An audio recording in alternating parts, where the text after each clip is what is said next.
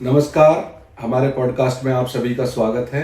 आज हमारे गेस्ट हैं इस पॉडकास्ट में एक डॉक्टर जो प्रोफेशन से हैं, डॉक्टर कुलदीप नागर, जेम्स हॉस्पिटल और ग्रेटर नोएडा में जो हॉस्पिटल है उसमें असिस्टेंट प्रोफेसर हैं सर्जरी डिपार्टमेंट में।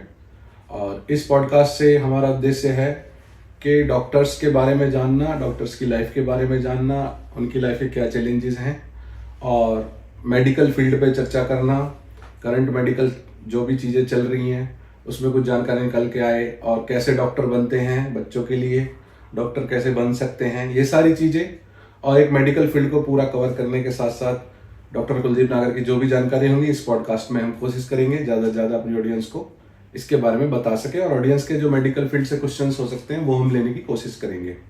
तो स्वागत है कुलदीप भाई आपका। थैंक यू नमित भाई। जी, तो कुलदीप भाई आप अपने बारे में सबसे पहले थोड़ा हमें बताइए। मेरा नाम डॉक्टर कुलदीप नागर है। मैं असिस्टेंट प्रोफेसर हूँ सर्जरी डिपार्टमेंट में GIMS government institute of medical science Greater Noida में। जी जी। अभी यहाँ पर कार्यरत हूँ। मैंने जनरल सर्जरी में किया हुआ है। जी। एमबीबीएस KGMC लखनऊ 2011 बैच से। KGMC लखनऊ से? KGMC लखनऊ से। तो बहुत रिनोन्ड इंस्टीट्यूट है। Yes, this is the top most institute of UP and most of the time in top 10 rank of India. Great. Yes. And I have done my PG position in general surgery from the LLR Merit Medical College, which is also a government college. वो कहाँ पे है? Merit. Merit. Okay. And now I am working in the assistant in the department. वो तो आपका recently यहाँ पे selection हुआ है, पहले भी आप यहाँ पे काम कर रहे थे, उसके लिए I have done आपको 2 years. 2 साल से आप कर रहे थे, उसके लिए आपको बहुत बहुत शुभकामनाएं। Thank you very much, Namit जी। तो आपका रेजिडेंस कहाँ पे है, अपने कहाँ के रहने वाले हैं? मैं यहीं पे दनकौर कस्बे के पास में जुनेदपुर गांव है। जुनेदपुर। हाँ, उस गांव से मैं रहने वाला हूँ। पैटर्नली वहीं से है। ग्रेट। तो आपने होम डिस्ट्रिक्ट में एक तरीके से आपने बेसिकली अपने लोगों के बीच में ही आने के लिए मैंने यहाँ पे 2 साल का बॉन्ड होता है हमारा। ओके। जब हम पोस्ट ग्रेजुएशन कोर्स करते हैं तो यूपी गवर्नमेंट के अंडर वो 2 साल की हमें सर्विस देनी होती है गवर्नमेंट। जी। तो उसके लिए काउंसलिंग हुई थी, तो तब मैंने अपने ही क्षेत्र में अपने लोगों के लोगों के बीच में रहने के लिए, उनकी सेवा करने के लिए अपना ही एरिया चुना था। ग्रेट। तब मैं यहाँ आया था। तो आपको मैं थोड़ा, आपकी मेहनत तो है पर लकी भी मानूंगा जी। कि आपको अपने डिस्ट्रिक्ट में ये अपॉर्चुनिटी मिल रही है। और डॉक्टर जो प्रोफेशन है वो एक सेवा का माध्यम है। जी। IAS हो गए, IPS हो गए, डॉक्टर हो गए, जो अधिकारी हो गए, ये लोगों की सेवा के लिए प्रोफेशन है।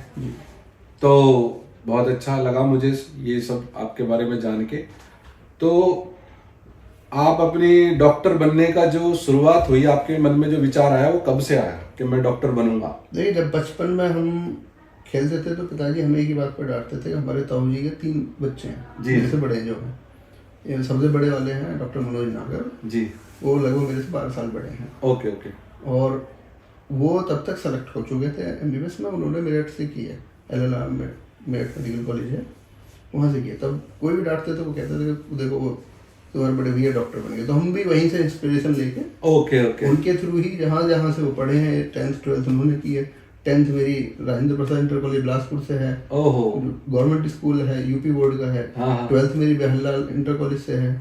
ओके। बहुत ही साधारण जो स्कूल है, बिल्कुल साधारण है, जो जहाँ पे 35 रुपए 6 महीने की फीस है आई थिंक उस टाइम पे मेरे ख्याल से। हाँ। जो मुझे याद है। और 250 रुपए टोटल एडमिशन कुछ ऐसा था। हाँ। जो हमने दिया था हमारे टाइम पे। तो वहीं से वो पढ़े थे, वहीं से हम पढ़े हैं। उन्हीं के द्वारा, फिर टीचर्स के द्वारा गाइडेंस, फिर कोटा कोचिंग, तो इंस्पिरेशन वहीं से है हमारे। ग्रेट। 3 और बड़े भाई उनसे इंस्पिरेशन है। 2 छोटे उनसे हैं। उनका नाम, एक का डॉक्टर संदीप नागर है, वो अब रूमेटोलॉजिस्ट हैं। MBBS MD एंड फिर वो DM रूमेट में कर रहे हैं अभी उड़ीसा से। और तीसरे हैं एक वो मेडिकल ऑफिसर हैं, वो पैरलाल में डिस्ट्रिक्ट हॉस्पिटल मेरठ में है अभी, डॉक्टर जितेंद्र नागर उनका नाम है। ओहो ग्रेट। ये सुन के तो मुझे और अच्छा लगा। और वो थ्योरी एक जो मैं मानता हूँ वो थ्योरी सच भी हो रही है कि बच्चा जिसको अपने सामने देख लेता है, एग्जैक्टली, एक छोटा बच्चा, एक इम्प्रेशन जाता है उसको। वो उसको जिसको रियल लाइफ में वो बच्चा मिल लेता है, चाहे वो IAS हो, PM हो, चाहे वो कोई कंपनी का मालिक हो जी। तो मैं मानता हूँ कि वो बच्चा बन जाता है वही जी। और उसको एक आसानी होती है बनने में जी। और आपको कोई कॉल आए तो आप ले भी सकते हैं, कोई सुनिए। तो बहुत अच्छा लगा। तो मुझे तो लग रहा है कि आपकी एक डॉक्टर फैमिली, पूरी फैमिली है। यस, मेरी फैमिली में हम 5 कजिन हैं जो डॉक्टर्स हैं। एक engineer, artificial intelligence robotics engineering में वो आपका PhD भाई? कर रहे हैं। हाँ, मेरे से छोटा है वो। हाँ हाँ हाँ। वो अभी सैमसंग में? अभी सैमसंग में इंटर्नशिप तो उनकी पूरी हो गई थी। ओके ओके, उन्होंने काफी एक सेकंड होल्ड। आप बात कर लीजिए।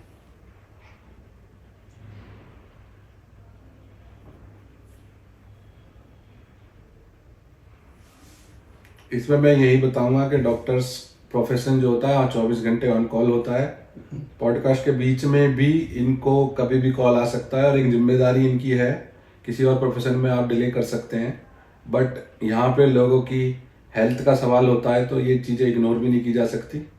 तो ये एक प्रोफेशन ऐसा प्रोफेशन है जो 24 घंटे ये लोग सर्विस करते हैं। तो ये एक इनकी लाइफ का एक बहुत बड़ा डिवोशन है। जी कुलदीप भाई। नहीं नहीं, आप वो तो ले सकते हैं पॉडकास्ट में, बिल्कुल रिलैक्स। और अभी हाँ, मैं उसकी बात कर हाँ, रहा था। छोटा भाई है मेरे से, वो एक इंजीनियर, एक मात्र इंजीनियर हमारी फैमिली में, बाकी 5 डॉक्टर्स है, एक ऑर्थोपेडिक सर्जन भी है। हाँ, वो अभी उसने HBTech कानपुर से BTech किया था कंप्यूटर साइंस से। ग्रेट। उसके बाद IIIT हैदराबाद से वहाँ पे MS किया था और वहीं से फिर PhD कंटिन्यूशन में किया है उसने। उसको कंटिन्यूशन PhD किया, आर्टिफिशियल इंटेलिजेंस रोबोटिक इंजीनियरिंग है, आजकल बहुत पॉपुलर है। अभी उसको पोस्ट डॉक यानी कि पोस्ट डॉक्टरेट डिग्री के बाद उसका 2 ऑफर हैं। एक मैनचेस्टर, यूनिवर्सिटी ऑफ मैनचेस्टर से है, oh great, research associate research scholar के लिए, और दूसरा उसका जर्मनी की एक यूनिवर्सिटी है, मैं नाम मेरे से स्लिप हो रहा है, ओके, वहाँ से ऑफर है। यूएस से और जर्मनी से ऑफर है। यूके। तो आर्टिफिशियल इंटेलिजेंस उनका फील्ड है जो लेटेस्ट आजकल चल रहा है। ये तो बहुत अच्छी बात है। उसका नाम भी संदीप नागर है। घर में 2 संदीप है हमारे। अच्छा अच्छा अच्छा। एक्चुअली मैं भी आपको बता दूं, मैं भी इंजीनियर हूँ, बीटेक एमटेक मेरा AI में है गौतम बुद्ध यूनिवर्सिटी से। जो आपका जिम्स गौतम बुद्ध यूनिवर्सिटी का ही और जिम्स आपस में बराबर में बिल्डिंग है। वहां से मेरा एमटेक AI में हुआ और बीटेक मेरा UPTU से हुआ, JP कॉलेज से मेरठ में। तो और कंप्यूटर साइंस इंजीनियर भी अपने आप में आप मान के चलिए आज के टाइम की नीड है और बहुत अच्छा प्रोफेशन है। एग्जैक्टली। तो बहुत अच्छी बात है। आपके परिवार तो मैं मानता हूँ एक शिक्षा का पूरा भंडार है और बहुत अच्छा एग्जाम्पल है युवाओं के लिए भी। हाँ, और जुनेदपुर गांव, गौतम बुद्ध नगर का गांव, जो युवा आजकल इससे इतनी प्रेरणा ले सकते हैं कि घर में इतने डॉक्टर हैं, इंजीनियर हैं। तो मैं तो युवाओं से कहूंगा कि आप लोग भी मेहनत करें और जो बच्चे अभी छोटे हैं और वो इस तरफ ध्यान दें और पढ़ाई करें, मेहनत करें। तो कुलदीप भाई, आप जिम से पहले भी कहीं सर्विस किया? पहली सर्विस जिम से? देखो, एज ए सर्विस मानोगे तो आप जिम्स को भी हम मेडिकल एजुकेशन में होंगे। दो क्षेत्र होते हैं हमारे। जी जी। एक मेडिकल एजुकेशन और एक मेडिकल हेल्थ जो वहाँ प्रॉपरली मेडिकल के एजुकेशन का कोई पार्ट नहीं होता है। हाँ। वहाँ जो प्राइवेट हॉस्पिटल होते हैं। नहीं, वो गवर्नमेंट में बता रहा हूँ मैं आपको। अच्छा। गवर्नमेंट में भी 2 सिस्टम है। हाँ। एक मेडिकल हेल्थ और एक मेडिकल एजुकेशन। हाँ। तो मैं कभी भी मेडिकल हेल्थ में नहीं रहा। हाँ। मैं मेडिकल एजुकेशन में रहा हूँ। ओके। एजुकेशन के हम इसमें क्या सर्विस तो देती है साथ में, और साथ में हम learning and teaching both things get together, goes together. तो आप तो सर्जरी भी करते हैं ना? यस, मैं सर्जन हूँ। तो मैं surgery minimal access and laparoscopic surgeon हूँ। तो मींस एजुकेशन जो हो गया वो हेल्थ और एजुकेशन का कंबाइन हो गया। जैसे कि जिम्स फुल नाम है उसका government institute of medical science. यहाँ पे MBBS के स्टूडेंट हम उनको पढ़ाते हैं। यहाँ पे जो सर्जरी की ट्रेनिंग कर रहे हैं वो भी स्टूडेंट हैं, उनको भी हम पढ़ाते हैं। साथ के साथ हम अपने पेशेंट भी देखते हैं, एडमिट करते हैं उनको, ऑपरेशन। तो आपको दोनों काम करने पड़ते हैं। दोनों काम है बेसिकली। तो इसीलिए मेडिकल एजुकेशन है हमारा। तो सर्विस कह सकते हो आप इसे in terms of, but service एक प्रॉपर अलग है। हाँ, सर्विस दो तरह की। इससे पहले किसी हॉस्पिटल में आपने काम किया? या हमने जो हम पोस्ट ग्रेजुएशन होती है हमारी, तो उसमें भी हम उसको एक हमारा लर्निंग पीरियड होता है, वहाँ पे भी हम ट्रीटमेंट करते हैं, बट वहाँ अंडर गाइडेंस होता है मोस्ट। ओके। तो under guidance of the assistant professor, associate professor. वो आपने जिस कॉलेज से किया वहाँ पे? वो Meerut medical college, Lala Lajpat Rai medical college है मेरठ में, वहाँ पे से हमने किया। कोविड टाइम हमारा वहीं पे निकला था, 3 साल का। हाँ, कोविड टाइम आपका में था। वो तो बहुत टफ टाइम था। तो उसके बारे में भी आगे बात करेंगे। तो मैं यहाँ से शुरुआत करना चाहूंगा कि आपने जो बिलासपुर का एक स्कूल है, आपने फिर दनकौर के एक स्कूल से 12th किया, 10th किया, तो ये तो बहुत साधारण स्कूल है। तो उसके पीछे आपका कारण रहा कि परिवार में आपके डॉक्टर हैं, तो आपने फिर कोचिंग वगैरह कहाँ से करी? देखिए, स्कूल साधारण है कह सकते हो, हाँ हाँ हाँ लेकिन वहाँ पर टीचर जो है बहुत क्वालिफाइड हैं। हाँ हाँ हाँ लेकिन बीइंग ए गवर्नमेंट स्कूल आप उनको थोड़ा सा साधन एक्स्ट्रा फैसिलिटीज नहीं है, हाँ हाँ हाँ हाँ But- बिल्डिंग इम्प्रेसिव नहीं है। आपको एक्स्ट्रा करिकुलर एक्टिविटीज कम मिलेंगी, फैसिलिटीज कम मिलेंगी, रूम में कम फैसिलिटीज मिलेंगी। हाँ हाँ बट वहाँ के जो टीचर्स हैं हाँ। वो ही पढ़ाते हैं। हाँ हाँ बशर्ते कि स्कूलिंग का गवर्नमेंट जो शेड्यूल होता है वो शेड्यूल थोड़ा सा, मुझे लगता है, मुझे पर्सनली फील होता है कि वो शेड्यूल थोड़ा सा कम है सिलेबस के हिसाब से। ओके ओके वो उसके वेरियस रीजन है कि गवर्नमेंट छुट्टी ज्यादा हो जाती है, एक्सवाइजेड रीजन है उसके, मैं उन पे नहीं जानता। लेकिन वहां से हम पढ़े, चले आगे बढ़े उनसे, क्योंकि हम बेसिकली 3 जो बड़े भाई थे हमारे वो वहीं से पढ़े थे, हाँ हाँ तो उन्हीं के रास्ते पर हम चले। मैं सबसे ज्यादा इंपॉर्टेंट बात ये मेंशन करना चाहूंगा कि एक तो होता है गोल डिसाइड करना, हाँ हाँ हाँ और एक गोल डिसाइड करके रास्ते खुद बनाना और खुद चलना, खुद चलना। वो सबसे टफ काम है। सबसे पहले भाई कौन से थे वो? डॉक्टर मनोज नागर, हाँ। उन्होंने खुद से गोल डिसाइड किया, खुद से रास्ता बनाया, खुद से उस पर चले। मैं तो गोल डिसाइड भी उन्होंने मेरे लिए कर दिया, हाँ हाँ हाँ लैंडमार्क एक हो गया बिल्कुल हमारे बिल्कुल पास। बिल्कुल बिल्कुल। दूसरा रास्ता भी उन्होंने ऑलरेडी देखा था, हाँ, तो हाँ। हमें देख लिया हमने, हाँ, हाँ। तो हम तो सिर्फ गोल भी डिसाइडेड था, रास्ता था, हमें तो सिर्फ चलना था। हाँ हाँ हाँ चलने के लिए हम कोटा कोचिंग के लिए गए। हाँ। वहाँ एलन उस टाइम पर टॉप मोस्ट इंस्टीट्यूट था कोचिंग का। तो आप कोटा आइलैंड गए थे? कोटा आइलैंड से हमने तैयारी करी है। कौन से ईयर में गए थे आप? मैं वहाँ पे गया था 14 जून 2009, एग्जैक्ट डेट जो मैं आपको बताऊँ। क्लासेस हमारी 15 जून से स्टार्ट हुई थी वहाँ पे 2009, और लास्ट भी मेरा वहाँ 15 जून ऑफ 2011 था, जो वहाँ पे हम विक्ट्री सेलिब्रेशन मनाते हैं वो सिलेक्शन के बाद में। तो लगभग ऑलमोस्ट 2 साल में रहा हूँ। 2 साल आप रहे, फिर आपको KGMC मिला। KGMC यूपी का टॉप है, वो मिल गया था। तो आपके तो लाइफ में कोटा भी एक इंटरेस्टिंग स्टोरी जुड़ गई है। यस, क्योंकि कोटा बहुत अच्छी सिटी है, मैं मेंशन करना चाहता हूँ। हाँ और बहुत इम्पोर्टेंट एक बात क्लियर कर देना चाहता हूँ, जो कि हाँ बेसिकली उन स्टूडेंट के लिए जो 10th 12th में हैं, हाँ। उनके पेरेंट्स के लिए हाँ हाँ हाँ कोटा एक ऐसी सिटी है, वहाँ कोई जाकर पढ़ना चाहता है हाँ हाँ उसके लिए बहुत शानदार सिटी है। लेकिन अभी जैसे थोड़ा सा नेगेटिव रिमार्क्स उसका है, सुसाइडल। हाँ, वो बस एक उसका एक एंगल है। एक्चुअली जब भी माँ बाप अपने बच्चे को एनफोर्स करते हैं हाँ हाँ हाँ और उनको तरह तरह के दुहाइयां देते हैं कि जबरदस्ती हम ये भेजते कर हैं। रहे हैं, वो कर रहे हैं, हाँ। हमारा रेस्पेक्ट की बात है, हमारी सोसाइटी में वैल्यू की बात है, हाँ। हमारी सेलेक्ट नहीं हुए तो हमारी इंसल्ट हो हमारे जाएगी। आसपास में या रिलेटिव्स में, फ्रेंड्स सर्कल में हमारा वैल्यू डिवैल्यू होंगे हम, ये एक्सवाइजेड मीन। तो आप कहना चाह रहे कि कोटा वो नहीं करता, माँ बाप उन पे प्रेशर डाल के ऐसी बातें उनके माँ दिमाग बाप में भी डालते डालते हैं वहां पे, लेकिन देखो हर किसी का एक लेवल है सर्टेन। हैं। जी जी अपना ग्रास्पिंग नेचर, हाँ। किसी का IQ भी है, किसी का रटने का ज्यादा है, किसी का मेमोराइज करने का, किसी का न्यू थिंग्स कॉन्सेप्चुअल थिंग्स को ज्यादा ग्रैब करने का, किसी का वो जरूरी नहीं है कि पढ़ाई ही सब कुछ है। हाँ पढ़ाई से अलग भी वो किसी फील्ड में जा सकता है, है। वहां जाकर भी वो बेस्ट कर सकता है। बिल्कुल। डिपेंड करता है उसका इंटरेस्ट कहाँ है। बिल्कुल बिल्कुल। मैं यूजुअली कहता हूँ कि नो डिसीजन इज राइट और रॉन्ग हाँ। Until and unless it's results come out. Come out.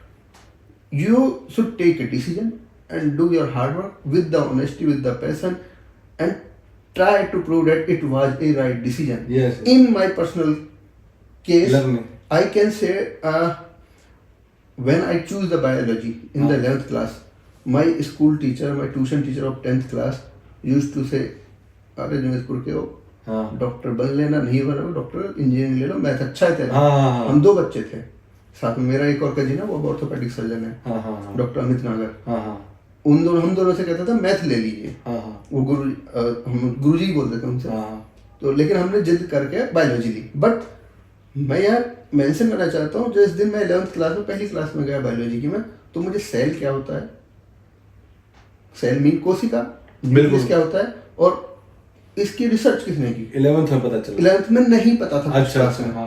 मतलब बेसिकली आप कह सकते हो कि सपोज दैट इंग्लिश की ABCD नहीं हाँ, पता मुझे, हाँ। बायोलॉजी की ABCD नहीं पता। बिल्कुल। बट वहां से हमने मेहनत करी। हम उसका ड्रॉबैक, कुछ सर्टेन ड्रॉबैक थे कि जो आप एक स्कूलिंग का कह सकते हो उसको, हाँ हाँ तो हमने वहां से मेहनत करी और आगे बढ़े। ऐसा नहीं कि हमने कर नहीं सकते, हमने करा, आगे प्रूव करके भी दिखाया। यूपी के टॉप गवर्नमेंट इंस्टीट्यूट से हमें एमबीबीएस करके बैठा हूँ। Great great. तो मतलब डिसीजन बायोलॉजी लेना वहाँ किसी को भी लग सकता है कि तो इसका आपने वो डिसीजन लिया और उसको सही प्रूव किया। मैथ में मेरी डिस्टेंशन थी 83 मार्क्स आउट ऑफ 100 यूपी में। तो कोई भी मेरे मार्क्स देख के भी यही कह रहा था सब कोई कि कर क्या रहा है। बट वही ना, आप डिसीजन लीजिए, मेहनत करिए, उसको सही प्रूव करिए। जब तक किसी भी डिसीजन का परिणाम नहीं आता तो तब वो सही। ये तो रतन टाटा ने कहा है यस सर कि I don't take right decisions, I believe in take decision then making them right. Yes exactly, ये वही सेम चीज लाइफ लर्निंग है और ये आपका एक्सपीरियंस है जिस पे आप बोल रहे हैं। इस पे मैं थोड़ा सा एक बताऊंगा। मैं 12th के बाद जी डायरेक्ट बीटेक मैंने नहीं किया था। मैं ग्रेटर नोएडा में मैंने एडमिशन लिया बी फार्मा में। यस यस तो मैं मैथ्स का स्टूडेंट था। यस शुरुआत 11th 12th में मैथ था मेरे, 11th में भी कुछ बायोलॉजी मैंने कभी पढ़ी नहीं थी। तो बी फार्मा में एडमिशन लेने का पर्पस यही था कि बी फार्मा का मेडिकल फील्ड है, स्कोप अच्छा है। मेरे फादर ने भी थोड़ा मुझे इंस्पायर किया उसके लिए। और बीटेक में कहीं ना कहीं बहुत अच्छे कॉलेज मुझे मिल नहीं पा रहे थे Yes. उस समय। Yes. तो लगा कि चलो बी फार्मा भी अच्छा ऑप्शन है, तो बी फार्मा में लिया। लेकिन मैंने वहाँ 15 दिन क्लास की, मुझे फिर बायोलॉजी समझना है। हाँ एग्जैक्टली प्रॉब्लम हो तो वो प्रॉब्लम हुई। तो मैंने अपना फिर डिसीजन चेंज करके 5th काउंसलिंग में मैंने फिर कंप्यूटर साइंस लिया बीटेक में। वो मुझे आसान रहा, इंटरेस्ट भी रहा, मुझे वहाँ पे ज्यादा प्रॉब्लम नहीं हुई मैथ्स की वजह से। मैथ्स की वजह से या मान लीजिए। तो वो मेरे साथ एक रहा उस समय इस पे ही। तो ये फील्ड चूज करने का भी बहुत बड़ा, आप कह रहे हैं बच्चों के अंदर बहुत बड़ा डाउट होता है 12th के बाद। कॉलेज चूज करना, फील्ड चूज करना, कंप्यूटर साइंस लें बीटेक में, या आपके साथ एमबीबीएस में या उस पीजी में कई बार आपको भी चूज करना पड़ता होगा कि ये ब्रांच लें, ये ब्रांच लें, कौन से, जैसे आपने सर्जन लिया, ये भी बच्चों के लिए। यस यस तो उस पे आते हैं फिर आगे। तो मैं उससे पहले पूछना चाहूंगा आपके फिर 10th और 12th में कितने परसेंट मार्क्स आए? Personally I don't believe in the हाँ परसेंटेज। हाँ हाँ हाँ ठीक है, बिल्कुल। मैं बहुत ज्यादा परसेंटेज वाला ओरिएंटेड स्टूडेंट नहीं रहा। हाँ हाँ मैं सिर्फ कॉन्सेप्ट जिस भी टीचर ने मुझे समझा दिया हाँ, हाँ। वो मेरे समझ में आ गए हाँ, और आगे बढ़े। हाँ हाँ मेरी परसेंटेज मैं डिक्लेयर कर रहा हूँ 65 मेरी 10th में थी और 65 समथिंग ही 12th में। तो यूपी बोर्ड में तो इतना लाना भी मुश्किल होता था। हाँ वो मेरी उस time पे 57 थी 10th में, उस टाइम में डिफिकल्ट और होता था। 59 थोड़ा पॉइंट समथिंग थी 12th में।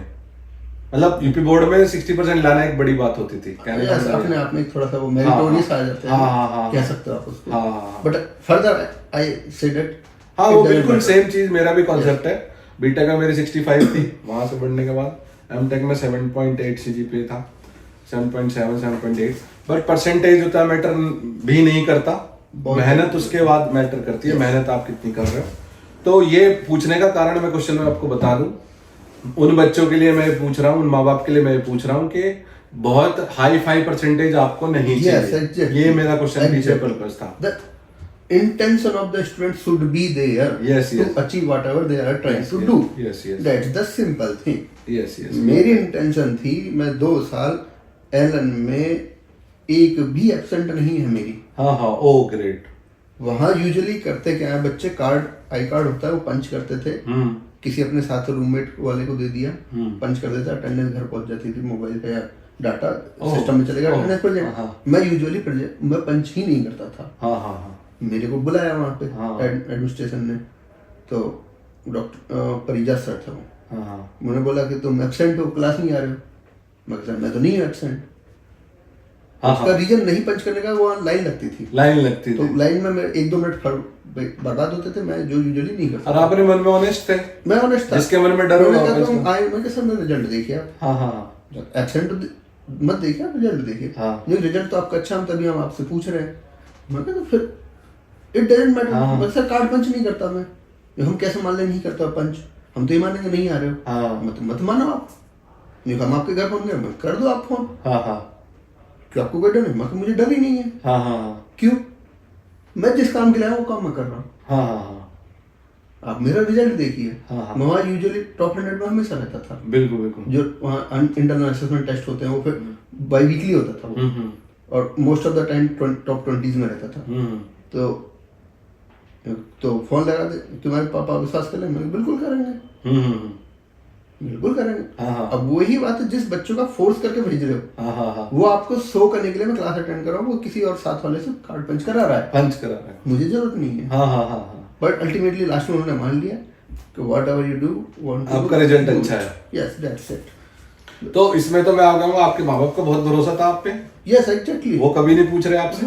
उन्होंने रिजल्ट उनके पास में आता था, पूछ लेते थे, बस वो ये कि हाँ तू अपनी ईमानदारी से मेहनत बहुत कर, अच्छी हाँ, चीज ठीक है, that's it। हमें तो चाहिए तेरे तरफ से कमी ना रहे बस। ये पेरेंट्स के लिए एक अच्छा मैसेज है, पेरेंट्स को सीखना चाहिए। ओवर मॉनिटरिंग भी कहीं ना कहीं डेंजरस होती है। एक्चुअली मैं इसमें कह सकता हूँ मेरे पेरेंट्स भी बहुत ज्यादा पढ़े हुए नहीं थे, तो वो बहुत ज्यादा मेरे को उस बारे में गाइड भी नहीं कर सकते थे। बट अल्टीमेटली ऐसा भी नहीं है कि मैंने कोई गलत किया है। हाँ तो नहीं मैं कह रहा हूँ कि ओवर मॉनिटरिंग कहीं ना कहीं बच्चे को गलत चीजें करने पे फोर्स करती है या साइड वे निकालने पे फोर्स करती है। वो ये ना, जब आपको उसे एनफोर्स करोगे वो चीज करने और he is not willing to do, हाँ हाँ हाँ हाँ, then he will do alternate by yes to fill your desire. Yes yes yes. और जो पेरेंट्स वो बच्चे वो थे जो पेरेंट्स उनसे अटेंडेंस मोबाइल पे चेक करते होंगे, वो थे जो कार्ड दे देते थे। Yes exactly. तो कोटा की भी बहुत अच्छा रहा। फिर तो कोटा की भी कुछ स्टोरीज आपसे सुनेंगे। और कोटा एक अच्छी जगह है, अगर आपको डॉक्टर इंजीनियर आईआईटी बनने का सपना पूरा करना है तो वो एक अच्छा सिटी है। Yes exactly, but the thing is that intention should be honest student of the student, not the parent. हाँ, और कोटा ने दिए भी हैं डॉक्टर इंजीनियर सबसे ज्यादा, मुझे लग रहा है कोटा ने दिए। पर्सनली कहता हूँ मेरी जिंदगी के सबसे मस्त के 2 साल हाँ हाँ कोटा के, मुझे पता नहीं चला मेरे 2 साल कब निकले। लेकिन खाना वहाँ का अच्छा नहीं है। हाँ। मैंने वहां से स्टार्ट किया कि जिंदगी में एक टाइम खाना कैसे खा के जिया जा सकता है। एक टाइम दूध और फ्रूट, बस एक टाइम खाना। अच्छा, मैस का खाना मिलता था? गंदा खाना। तो आप हॉस्टल में रहते थे कैसे? नहीं, हॉस्टल तो नहीं था वहाँ पे, और थे मतलब हॉस्टल पीजी? मैं पीजी में नहीं रहता था, मैं एक मकान मालिक थे, वही अपने 2-3 रूम उठा देते नीचे का फ्लोर है, तो उसमें रहते थे। उसमें आप रहते थे? तो रूम में अकेले रहते थे? 2 लोग? मैं था, मेरा कजिन था, साथ में 2 लोग थे। तो दोनों डॉक्टर बने ना? हाँ, तो वो दूसरा ऑर्थोपेडिक सर्जन। हाँ, वही ऑर्थोपेडिक डॉक्टर अमित नागर। हाँ, ये भी अच्छी बात है। तो खाना फिर कौन देता था?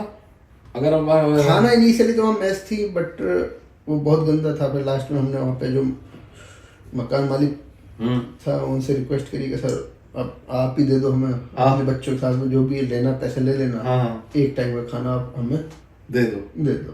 तो उनके बच्चों के साथ में हम खाते थे। ग्रेट। हाँ, तो वहाँ वो तो ठीक मिलता है। जब उनके बच्चों के साथ में खा रहे थे वो तो अपने हिसाब से। हॉस्टल में, हम भी हॉस्टल में रहे, हॉस्टल में खाना एक बड़ा इशू होता है।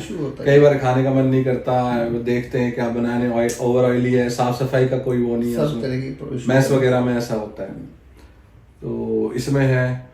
तो अब आपके 2 साल की कोचिंग में कुछ क्लासरूम के बारे में आपकी कोई घटना रही हो, किस तरह से बच्चों को तैयारी करनी चाहिए, और इसके बारे में आप कुछ बताना चाहते हो, कितने घंटे पढ़ना चाहिए, और कोटा ना जाए तो ऑनलाइन कोचिंग अगर घर पे कर रहे हो तो कैसे, मतलब कि इसमें जो 12th क्लास के 11th क्लास के बच्चे हैं इनको आप क्या गाइडेंस देना चाहते हैं, जो करंटली लाखों बच्चे अभी भी कर रहे हैं तैयारी? कोटा के अलावा सीकर कर रहे हैं, राजस्थान कर रहे हैं, गौतम बुद्ध नगर के बारे में मैं फिर उसके बाद आऊंगा। आप इसके बारे में थोड़ा सा बताइए कि तैयारी कैसे करें, कोटा जाएं, कोटा ना जाएं तो घर पे कैसे करें, ऑनलाइन कैसे करें? देखो, फर्स्ट ऑफ ऑल तैयारी का सबसे कॉन्सेप्ट, बेसिक कॉन्सेप्ट है खुद की इंटेंशन। जिसकी खुद की इंटेंशन है वो रास्ता अपने आप ढूंढ लेगा। हाँ। पहली बात। दूसरी बात, अब मैं रास्ता बताने की कोशिश कर रहा हूँ।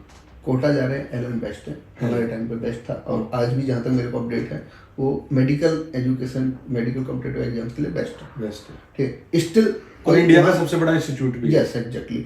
कोई वहां ना भी जाना चाहे, कुछ उसके पर्सनल रीजंस हो सकते हैं, वो अपने घर पे भी आपको ऑनलाइन कोचिंग आजकल बहुत सारी, एलन की भी ऑनलाइन है, एलन की भी है, आप भी चला रहे हैं, तो आप तो इस फील्ड में सब हम कोशिश कर रहे हैं कि जो गौतम बुद्ध नगर में जो हमारा होम डिस्ट्रिक्ट है या आसपास के जो रूरल एरिया ओरिएंटेड कॉलेजेस हैं, हम उनके लिए रिसोर्सेज अरेंज करने की कोशिश कर रहे हैं कि कम से कम फीस में 100 रुपए महीना, 500 रुपए महीना में कैसे बच्चे को आईआईटी और नीट की कोचिंग हम उनके मोबाइल पे दे पाए। ये हमारा प्रयास है। इस तरीके से आप कोई भी कर सकते हैं, बट बेसिक कॉन्सेप्ट है खुद की इंटेंशन होनी चाहिए। खुद की इंटेंशन।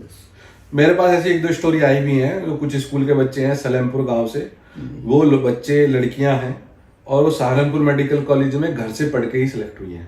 यस, ऑनलाइन का बहुत फायदा है। हाँ।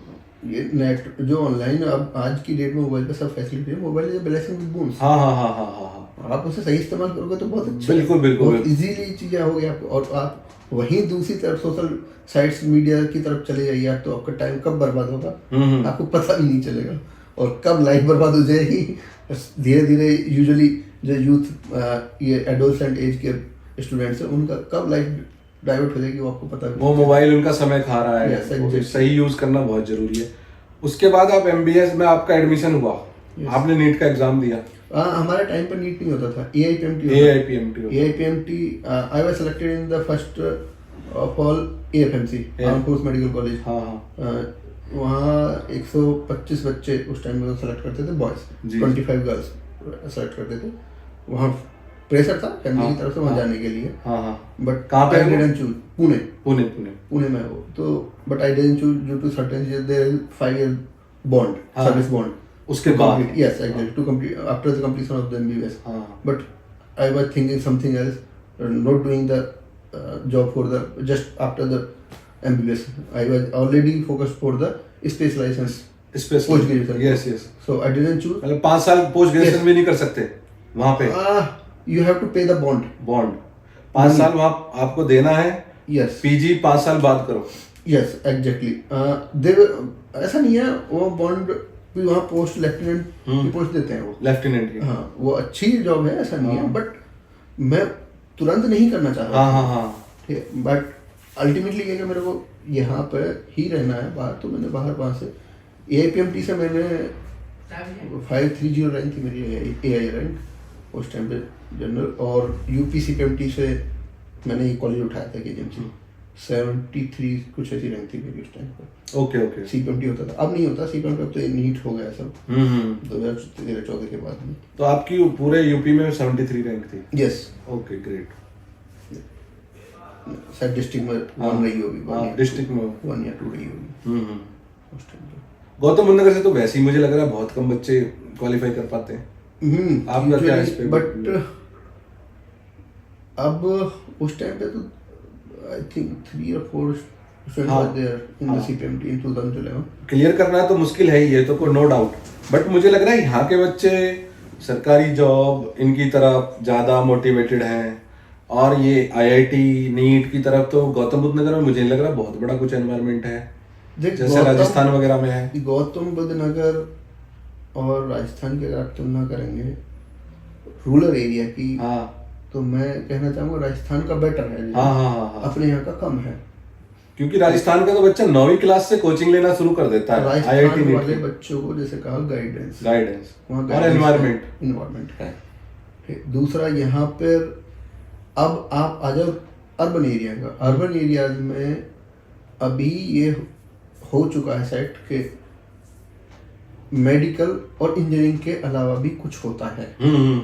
हमारे रूरल एरिया में आज भी यही है, मेडिकल और इंजीनियरिंग, ये 2 फील्ड जो अच्छे से कर लीजिए, बाकी तो सब ऐसा ही है। ऐसा नहीं है, जबकि कोई भी किसी भी फील्ड में एक्सपर्ट होकर बहुत अच्छा कर सकता है। बिल्कुल। तो नोएडा के अर्बन एरिया में ये चीजें सेटल्ड है ऑलरेडी, उनके पेरेंट्स के दिमाग में सेटल्ड है। और पेरेंट्स को उतनी जानकारी भी मैं कहता हूँ नहीं है, रूरल एरिया में नहीं है। हाँ, क्योंकि एक तो कोटा भेजना 1 लाख रुपए देना, आजकल तो फिर भी ऑनलाइन का माध्यम हो गया है तो ये आसान हो गया है, और दूसरा जानकारी नहीं है। मोटिवेटेड है Delhi police, UP police, CGL वो ये इसकी तरफ ज्यादा कि हाँ लाइफ जल्दी सिक्योर हो जाती है। एग्जैक्टली। बट वहाँ पे कंपटीशन इतना ज्यादा है कि उसमें भी एक बहुत बड़ी रेस है, 50 लाख बच्चे एग्जाम दे रहे हैं यूपी पुलिस, दिल्ली पुलिस का। और जबकि IIT नीट को आप कहना चाहूँ, मैं भी ये कहूँगा कि एक हायर लेवल के लिए अगर बंदा जा रहा है तो अपनी लाइफ में वो सिलेक्ट होने का, जैसे ज्यादातर IAS आजकल डॉक्टर और इंजीनियर बन रहे हैं, आजकल का ये है कि MBBS और IIT के जो बच्चे हैं वो ज्यादातर IAS बन रहे हैं या और बड़ी पोस्ट में जा रहे हैं या CGL क्लियर कर रहे हैं। तो गौतम बुद्ध नगर के लोगों को मैं यही बोलना चाहूंगा, अपने बच्चों को हायर सर्विसेज के लिए एग्जैक्टली भेजे। मैं ये नहीं कहता कांस्टेबल ऐसा ये सब आप नहीं करो, करिए, but choose according your children's calibre. अगर 80-90% का बच्चा है तो yes, choose according to her state का PCS मेरे खुद के साथ वाले स्टूडेंट जो हैं 11th-12th वाले, कई ऐसे मेरे साथी हैं जो IAS सिविल सर्विस एग्जाम तक का डिजर्व करते हैं IQ के हिसाब से, बट समहाउ उनका कहीं ना कहीं या तो फैमिली से बैकअप नहीं मिला, गाइडेंस नहीं मिला, या फिर उन पे जल्दी जॉब लेने का प्रेशर रहा है, एक्स्ट्रा मल्टीपल फैक्टर्स हैं, तो वो अब क्या वहां तक नहीं पहुंचे। वो मोस्ट ऑफ द कांस्टेबल नहीं, कांस्टेबल भी है इंस्पेक्टर। कुछ, इंस्पेक्टर भी है, कांस्टेबल भी, अभी भी कुछ उनमें से बहुत अच्छी पोस्ट पे हैं। हाँ हाँ हाँ ऑडिटर हैं, हाँ। कोई लोको पायलट है, हाँ हाँ एक बहुत लेट में बना, अभी तो मेरा एक फ्रेंड है वो इसमें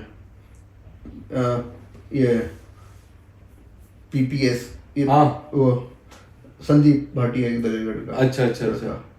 वह बना है पब्लिक प्रोसिक्यूटर ऑफिसर, हाँ, कुछ हाँ। होता है पीपीओ। हाँ हाँ और कोई इनकम टैक्स में है, हाँ हाँ हाँ। बहुत सारे तो हैं। वो आप जो कह रहे हो उनके कैलिबर को देखते हुए वो सारे जिनके मैंने नाम दिए सब कैलिबर उनका IAS IPS भी कर सकते हैं। एग्जैक्टली, उनका इतना कैलिबर है। तो हमारा जो O2N डिजिटल एजुकेशन प्लेटफॉर्म है, अभी 1 साल पुराना प्लेटफॉर्म है, जी। अभी लगभग 15,800 सब्सक्राइबर हैं हमारे। जी। उस पे हमारे टीचर्स हैं और मोस्टली गौतम बुद्ध नगर के टीचर्स हैं, बट हम पूरे इंडिया को सर्व करना चाहते हैं। एम यही है कि गाइडेंस सही दें, जो आप कह रहे हैं जिन बच्चों को, जी। उन बच्चों को पिक करें और उनको उस लेवल पे लेके जाएं जिस लेवल पे वो डिजर्व करते हैं। Yes exactly. और ऑनलाइन की हेल्प से ये हम कर सकते हैं। ये चीज मुझे मेरा कैलिबर किसने बताया, मैं बताता हूँ। मेरा कैलिबर मुझे मेरे 11th-12th क्लास के एक टीचर हैं, राहत अली, ओके शायद आप जानते हो, वो पहला में पढ़ाते थे। ओके। हमें बायोलॉजी और केमिस्ट्री पढ़ाते थे, तो उन्होंने मेरे को मेरा कैलिबर बताया।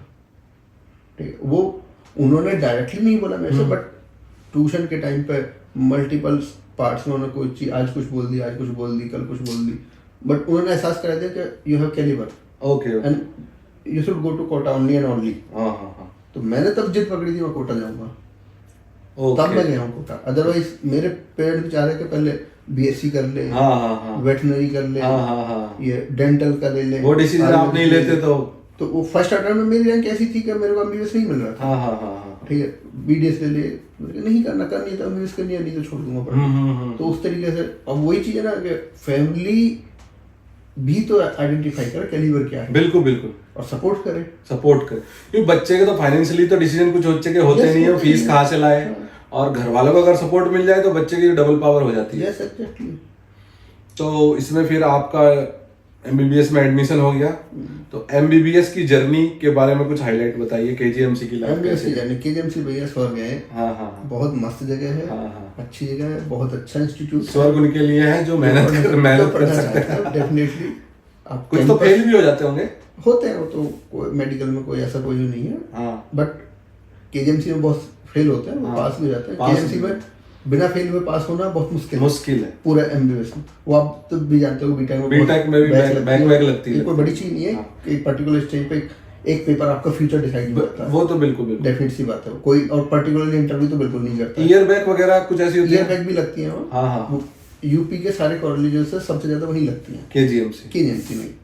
मैं उन सब फैक्टर से अलग बात हाँ, कर रहा हूँ। वहाँ आपको क्लिनिकल टीचिंग शानदार है। क्लिनिकल, हाँ। कुछ 2-4 डिपार्टमेंट को छोड़ दो वहाँ पे, जो पैरा क्लिनिकल नॉन क्लिनिकल है, अदर मैक्सिमम डिपार्टमेंट में बहुत शानदार टीचिंग सिस्टम है। और मैं देखता हूँ जब हमें उस केजीएमसी की वैल्यू तब तक नहीं पता थी जब तक हम केजीएमसी में थे। जैसे हम केजीएमसी से बाहर आए तब उसके बाहर के स्टूडेंट का लेवल देखा हमने, अपना लेवल देखा, तब समझ में आया कि हाँ कि हम कहीं से हैं। और दूसरे जब हमें नाम लेते ही कोई वैल्यू देता है तब समझ में आया कि हाँ हम कुछ अच्छी जगह से करते केजीएमसी हैं। तो अपने आप में नाम की जरूरत ही नहीं है। हमारे गौतम बुद्ध यूनिवर्सिटी में पंकज शर्मा सर थे, यहाँ पे रजिस्ट्रार थे जी। वो हमारे टाइम, फिर वो वहां से प्रमोट होके एज IAS केजीएमसी गए थे, एडमिनिस्ट्रेटिव यहाँ पे रजिस्ट्रार थे, और केजीएमसी गए थे, फिर उसके बाद रिटायर वहीं से हुए थे। तो फिर क्या मुन्ना भाई एमबीबीएस जैसा भी कुछ होता है क्या उसमें लाइफ में, मतलब एग्जैक्टली सेम नहीं, बट कैसी एमबीबीएस की लाइफ होती है? एमबीबीएस की लाइफ जब फर्स्ट टाइम में गया था, हमें एलन कोटा में ड्रीम से दिया जाता था कि ड्रीम कि भाई आप बस यहाँ कोचिंग से सिलेक्ट हो जाओ, फिर उसके बाद मजे। हाँ मजे। ठीक है, तो हमारा भी यही था कि भाई मजे है। उसके बाद हमें ये नहीं पता था कि बहुत पढ़ाई है। हाँ जब जैसे ही गए वहाँ पता चला 8 बजे से 4 बजे तक 5 बजे तक लेक्चर क्लास सब कुछ है। उसके बाद उसे आकर फिर पढ़ना भी है खुद भी। हाँ हाँ हाँ। तो शुरुआत के 1-2 महीने तो, क्योंकि मैं हिंदी मीडियम का था, हाँ, हाँ, आपको बता दूं, और वहाँ सब कुछ वहाँ पढ़ाई तो इंग्लिश में हो गया था। हाँ। तो इनिशियली मेरे को 2 डिक्शनरी रखनी पड़ती थी, एक हिंदी इंग्लिश की, एक मेडिकल की। ओह। तो वहाँ तक मैं most of the first year की मेरी बुक्स है, चैप्टर्स है, शायद ही कोई चैप्टर में पूरा पढ़ पाया हूँ। क्योंकि स्टार्ट में तो मेरे को टाइम लगता था। टाइम वो बाद में मैंने फर्स्ट ईयर के बाद में दोबारा फिर सेकंड ईयर में थर्ड ईयर में वो चैप्टर्स दोबारा वापस हट के पढ़े हैं। ओह। जब मेरी इंग्लिश और मेडिकल डिक्शनरी सब स्ट्रॉन्ग हो गई तो हाँ। पढ़ी। तो मुझे टाइम लगा वहाँ, क्योंकि हिंदी से एकदम इंग्लिश में आने में तो मेहनत तो है। उसके बावजूद भी पूरा अच्छे से मैंने, देखो आपको कोई सिस्टम समझना है, बॉडी का सिस्टम है, उसको समझना है, उसको ट्रीट करना है, उसको खुद को पहचानना है, खुद को बहुत एक कैपेबल बनाना है, अपने आप को एक डायग्नोसिस बनाने के लिए बहुत कॉम्पिटेंट आपको बनना है, तो आपको मेहनत तो करनी पड़ेगी। देखना शॉर्टकट, नो शॉर्टकट डेफिनेटली। और इस फील्ड में नहीं है। Yes exactly. बीटेक में जो कंप्यूटर के डॉक्टर बन रहे हो आप, थोड़ा बहुत इधर उधर चल जाएगा, कुछ पढ़ लिया कुछ छोड़ दिया, लेकिन जब आप एक बॉडी का डॉक्टर आप बन रहे हो ह्यूमन के, तो आपको तो वहां पे तो कुछ भी मतलब कि 100% देना ही पड़ेगा, सीखना पड़ेगा। एग्जैक्टली। आप जो भी आपका कोई भी चीज टॉपिक या लेक्चर छोड़ दोगे, कुछ भी एक्सवाइजेड कोई सिस्टम छोड़ दोगे, तो वो आपको लाइफ लॉन्ग वो परेशान करेगा। तो आपकी वो वीकनेस रहेगी। जब भी उससे रिलेटेड कोई पेशेंट होगा, तो आप वहाँ कहीं ना कहीं कुछ ना कुछ मिस करोगे। आपके में सेमेस्टर होता था?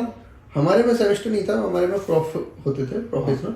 First prof, second prof, third prof, fourth prof ऐसे होता है। साल में कितने होते थे? फर्स्ट प्रॉफ 1 ईयर का है, सेकंड प्रॉफ 1.5 का था, उसके बाद थर्ड प्रॉफ 1 ईयर का, फाइनल प्रॉफ 1 ईयर का। अब सिस्टम एनएमसी ने थोड़ा सा चेंज कर दिया है, फर्स्ट सेकंड थर्ड 1 ईयर के कर दिया, और फाइनल 1.5 ईयर का कर दिया है, और देन 1 ईयर की इंटर्नशिप होती है उसके बाद में, फाइनल प्रॉफ पास होने के बाद में।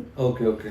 सेम चैलेंजेस हमने भी फेस किए, हिंदी मीडियम से इंग्लिश मीडियम बीटेक में जाना, वो सारी चीजें होता है। थोड़ा सा मैं बेसिकली अब क्या ही कह सकता हूँ बारे में, बट इतनी परेशानी नहीं आती, मतलब जो दूर से सुनने में लगता है। देखो कुछ तो परेशानी है, हाँ थोड़ी है, ठीक है। मैं आपको इतना कहूंगा कि मैंने सेकंड अटेम्प्ट में 4 एग्जाम दिए। हाँ।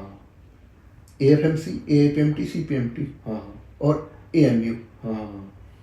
AMU का पेपर टोटली इंग्लिश में था। मैं AMU हिंदी में था ही नहीं। मैं AMU का पूरा पेपर भी रीड नहीं कर पाया था। सॉल्व करना तो बाकी बात है। तो मैं AMU में सेलेक्ट होता कैसे? तो डेफिनेटली मेरे लिए अपॉर्चुनिटी कम हो गई। तो अब भी ऐसा कुछ चेंज नहीं करा सरकार ने? नहीं, अभी भी नहीं है। AMU का तो वही है, AMU का हिंदी में तो होना चाहिए। अब नहीं है, अब तो एक्चुअली नीट कर दिया। अब नीट कर दिया, तो वो दोनों में आता है। हाँ, बाकी 3 और पेपर थे वो हिंदी में भी थे। तो हम वहाँ सेलेक्ट हुए हैं। डेफिनेट सी बात है। हाँ बिल्कुल भाई, एक हिंदी मीडियम के होने का फायदा। दूसरा एक ये है कि जो सेंट्रल गवर्नमेंट के इंस्टीट्यूशन हैं, उनके जो एग्जाम्स होते हैं वो मोस्ट ऑफ द टाइम्स उनके NCERT सिलेबस से आते हैं। हम भी बोर्ड के पढ़े हुए, हमने NCERT का नाम कोटा में जाके सुना पहली बार। हमें NCERT कोई पढ़ाता नहीं, बताता नहीं, सुना नहीं। NCERT क्या चीज है, वहाँ जाके फिर अलग से हमने 11th 12th की किताब है NCERT की, अलग से पढ़ी है। फिर NCERT की बायोलॉजी की, फिजिक्स केमिस्ट्री में बहुत स्ट्रॉन्ग थी, तो वहाँ मेरे को NCERT पढ़ने की जरूरत नहीं पड़ी, क्योंकि उससे ऊपर लेवल था। अब बायोलॉजी में कोई फैक्ट आता है, कॉन्सेप्ट कम फैक्ट ज्यादा होते हैं। कॉन्सेप्ट भी होते हैं बट फैक्ट होते हैं, और वो फैक्ट NCERT से हू पे हू उठ के आते हैं, लाइन टू लाइन। तो वो आपको पढ़ने ही पड़ेंगे वहां से, उनको तो वो पढ़नी पड़ी थी हमें। तो वो एक्स्ट्रा टाइम हमने देना पड़ा, फिर से देना पड़ा। बेसिकली मैं कहूँ, अगर वो ही चीज मेरे 11th 12th के सिलेबस में होती तो मेरे लिए कहीं ईजियर होती, बहुत ईजियर होती। इवन मैं ये कह रहा हूँ कि मेरा पर्सनली बता रहा हूँ, मेरा लॉस 1 साल का हुआ इस वजह से। प्रिपरेशन एक्चुअली जब मैं पहली साल वहाँ पे एग्जाम दिया, AIPMT प्री क्लियर हो गया, मेंस में गए। मेंस का केमिस्ट्री के 30 क्वेश्चन आते हैं, 30 फिजिक्स 60 बायोलॉजी। फर्स्ट अटेम्प्ट में मेरे केमिस्ट्री में सिर्फ 14 क्वेश्चन सही थे केमिस्ट्री में, out of the 30। Second attempt में मेरे 100% केमिस्ट्री के सही थे। ग्रेट। रीजन, एक टॉपिक ऐसा है ऑर्गेनिक केमिस्ट्री, वो यूपी बोर्ड में बहुत लिमिटेड पढ़ाई जाती है, और CBSE बोर्ड में NCERT में बहुत अच्छे से पढ़ाई जाती है, बहुत अच्छे से है। फर्स्ट अटेम्प्ट में जब हम कोटा में गए तो उसका टीचर भी मुझे अच्छा नहीं लगा, और मोस्ट ऑफ को अच्छा ही नहीं लगा, ठीक है। तो कॉन्सेप्ट बना ही नहीं हमें, तो इसमें बिल्कुल क्लैरिटी से पढ़ना पड़ता है। बिल्कुल इसमें जब कॉम्पिटिटिव एग्जाम में क्लैरिटी होनी चाहिए कॉन्सेप्ट की, नहीं बना तो हम वहाँ डूब गए, और डूब गए तो 1 साल लेकर डूब गए। सेकंड अटेम्प्ट 100% कहाँ आपके बिलो 50%, और कंपटीशन में तो एक मार्क्स की बात है, बहुत परसेंट। तो वहीं से इसका 1 साल लॉस भी हुआ हमारा। फर्क तो पड़ता है। लखनऊ, फिर KGMC लखनऊ में कहाँ पे है? लखनऊ KGMC ये गोमती नदी है। गोमती नदी, हाँ, उसके किनारे गोमती नगर, गोमती नगर अलग जगह है। हाँ हाँ हाँ वो तो अलग न्यू हाँ, लखनऊ है, न्यू उसके लखनऊ। जो बसा हुआ है। हाँ। गोमती नदी है, उसी के किनारे पे बसा हुआ है। एक मच्छी बावन करके वहाँ पे पहले महल हुआ करता था। 1911 में वहाँ सबसे पहला बैच आया था। हाँ। ये किंग जॉर्ज राजा थे, हाँ। उन्होंने बनवाया है। वहाँ पे एक कोई राजा भी थे हिंदुस्तान के, उन्होंने फिर डोनेशन भी दिया है उसमें। उनके नाम पे ही वो है। किंग जॉर्ज के नाम पे इसलिए बना है ये। और बाकी 1905 में इसकी स्टार्टिंग हुई थी। 11 में सबसे पहले एमबीबीएस का बैच आया था। उससे पहले क्वीन मैरी हॉस्पिटल वहाँ चलता था, गायनी डिपार्टमेंट। आज भी वहाँ पे क्वीन मैरी के नाम से ही है, गायनी डिपार्टमेंट वाली हॉस्पिटल। Okay okay. काफी अच्छा है। हाँ हाँ। जगह अच्छी है, बहुत शानदार है। लखनऊ की तो लखनऊ पूरा कैपिटल है। 5 साल में तो घूम ली हो गया आप पूरा। हाँ, बहुत ज्यादा भी नहीं पर घूमे। हाँ हाँ हाँ। इतना मैं बहुत ज्यादा घूमने वाला भी कम रहा हूँ। अच्छा, थोड़ा सा। अच्छा। बस कुछ दोस्त थे, उनके हिसाब से चला हाँ, जाता हाँ, था, हाँ, हाँ। ज्यादातर नहीं। बट हाँ, मोस्ट ऑफ द फेमस चीजें आप जगह हम घूमे गए। अच्छा शहर है, खाना फेमस है। खाना फेमस है, वहाँ की तहजीब। हाँ तहजीब। हमारा यहाँ तो बहुत हमारे हम लखनऊ से हैं, हम लगाते हैं। Yes exactly. वहाँ फर्स्ट आप जाओगे तो मैं हाँ, तो वहाँ बोलता ही नहीं है कोई। हाँ, हाँ, हाँ। मैं सोचता था कि भाई ये मैंने कहा हम ये आप कितने सारे लोग हो भाई। हाँ हाँ हाँ आप कितने लोगों की बातें कर रहे हो। हाँ। फिर समझ में आया कि नहीं, हम वहाँ तुम बोल देते थे आपके बजाय, तो वो बदतमीजी मानी जाती थी। एक्चुअली इनफैक्ट फर्स्ट ईयर में मेरे साथ में हुआ है। हाँ हाँ हाँ। मैं किसी दूसरे को तुम बोला, वो बुरा माने बैठा, मुझे यही पता ही नहीं है वो बुरा क्यों मान रहा है। तो फिर मेरे को एक साथ का था, मेरा ही साथी, उसने समझाया कि भाई ये जो आप तुम बोल रहे हो ना, मैं कहा आप तुम बोल रहे हो, मैं कहा तो क्या हुआ, ये तुम बदतमीजी है। ओह शिट, मैं कहा सॉरी। यहाँ के इंसान को ऐसे बोले कितना रेस्पेक्ट मुझे दे रहा है। यही एग्जैक्टली। ये सर हाँ काट दे। हेलो, नहीं नहीं। तो सर ये हो गया। हॉस्टल में कंबाइंड रहते थे दो। हॉस्टल में हम हाँ फर्स्ट ईयर में 2 लोग थे। सेकंड ईयर में सिंगल रूम था, फिर बाद में कंबाइंड था। तो हॉस्टल में रूम्स की अवेलेबिलिटी के हिसाब से वो रखते हैं। तो केजीएमसी की सबसे ज्यादा अच्छी यादें क्या है आपकी? यादें केजीएमसी की तो शानदार है। केजीएमसी ने तो बहुत कुछ दिया है हमें। हाँ हाँ। केजीएमसी ने हमें डॉक्टर बनाया है।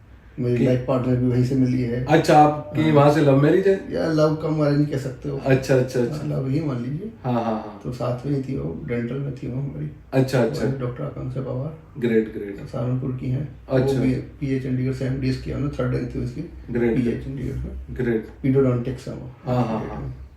ये भी तो फिर तो केजीएमसी ने तो आपकी लाइफ ही बना दी। हाँ बिल्कुल एग्जैक्टली। लाइफ वहाँ से तो बहुत घूमी है। हम्म। वहाँ से हमें दुनिया के नए आयाम पता चले हैं। वहाँ बहुत डाइवर्सिटी, लोग अलग अलग बैकग्राउंड से हाँ हैं, हाँ बिल्कुल बिल्कुल। अलग अलग थॉट प्रोसेस के साथ में बिल्कुल, हैं। सबके साथ जब adjust उनके करना। साथ में रहे हैं तो फिर उनसे भी कुछ चीज़ें सीखी। हमारा अलग बैकग्राउंड है, हम रूरल एरिया से, एग्रीकल्चर फील्ड बैकग्राउंड से आते हैं। वहाँ मोस्ट कोई ऐसा कम ही थे। हाँ। तो वहाँ तो आपकी शादी आसानी से घर वाले मान गए?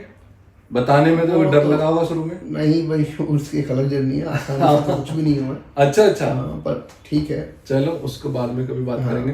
फिर केजीएमसी से आपका एमबीबीएस कौन से साल में पूरा हुआ?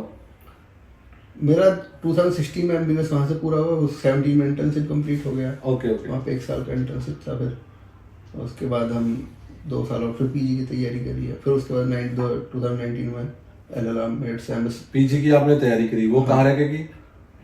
वो तैयारी भी गुप्तवास है वो। अच्छा अच्छा। 6 महीने की वो तो बहुत मेहनत करनी पड़ती है। क्योंकि मैंने अपने एक एसएमएस में मेरा दोस्त था डॉक्टर मंगल जी, और वो एसएमएस से एमबीबीएस था और पीजी भी किया था उसने।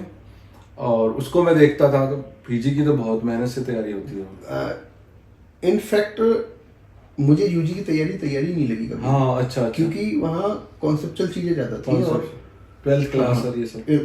एक्चुअली फिजिक्स और केमिस्ट्री में बहुत स्ट्रॉन्ग है। मैं बता रहा हूँ, मेरे को मैथ्स में बहुत मजा आता था पर्सनली। बट सीपीएमटी यूजी का जो कंपटीशन होता है उसमें फिजिक्स केमिस्ट्री, तो वहाँ मेरे को ये एडवांस था। एक एडवांस ये बेनिफिट था कि भाई मैं और स्टूडेंट से आगे जाता था। मैं बता रहा हूँ, यू केमिस्ट्री 100%। यूपी सीपीएमटी में मैं सेकंड टॉपर रहा हूँ फिजिक्स का। ग्रेट। तो मैं बायोलॉजी में पीछे जाता था मैं। बट पीजी में प्योरली बायोलॉजी आ गई।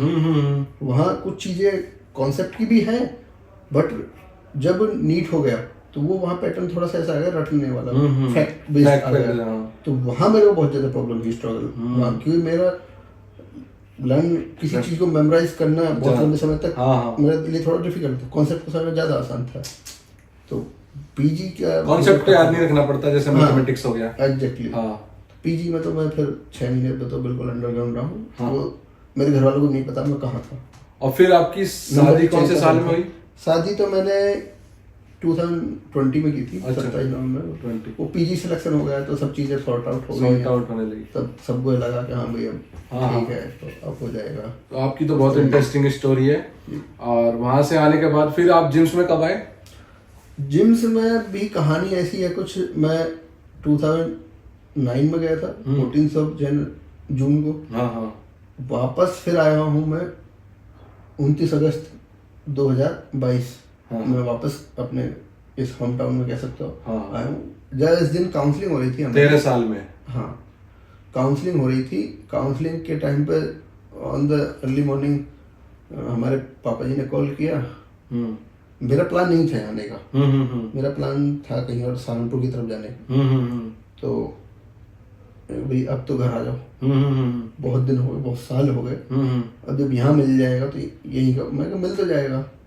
एक्चुअली मैं जो सहारनपुर में एचओडी थे, वो प्रिंसिपल थे, वो मेरे को वहाँ बुलाना चाह रहे थे। अच्छा। तो मैं वहाँ जाना चाह भी रहा था, वहाँ बैठ के थोड़ा सा और अपना MCH के लिए नीट एसएस की तैयारी करना की सोच रहा था उस टाइम पे। फिर लेकिन पापा जी का फोन आने का आ जाओ, यही ठीक है। MCH क्या होता है? मास्टर ऑफ सर्जरी है, ये सुपर स्पेशलाइजेशन होता है। पीजी के बाद? पीजी के बाद में होता है, पोस्ट पीजी होता है, 3 साल का कोर्स होता है। अच्छा। जो सर्जिकल ब्रांच होते हैं उनके लिए MCH यूज अच्छा। वर्ड यूज किया जाता है। हाँ। तो हालांकि फिर बाद में हम यहाँ रह के फिर अपना काउंसलिंग में फिर जिम से उठा लिया। हाँ। चलो उन्होंने कहा भाई अपने एरिया में आ जाओ। हाँ। तो हम यहीं तब आगे फिर यहाँ आके ऐसे। तो ग्रेटर नोएडा तो इंडिया का फ्यूचर है। यहाँ तो डेवलपमेंट इतना फास्ट हो रहा है कि आप सही जगह आ गए हैं अब तो। इंस्टीट्यूट भी तभी नया था। हाँ। आने के बाद तब इतनी चीजें यहाँ पे नहीं थी। धीरे धीरे बढ़ी है। नया स्टूडेंट 2019 में पहला बैच आया है।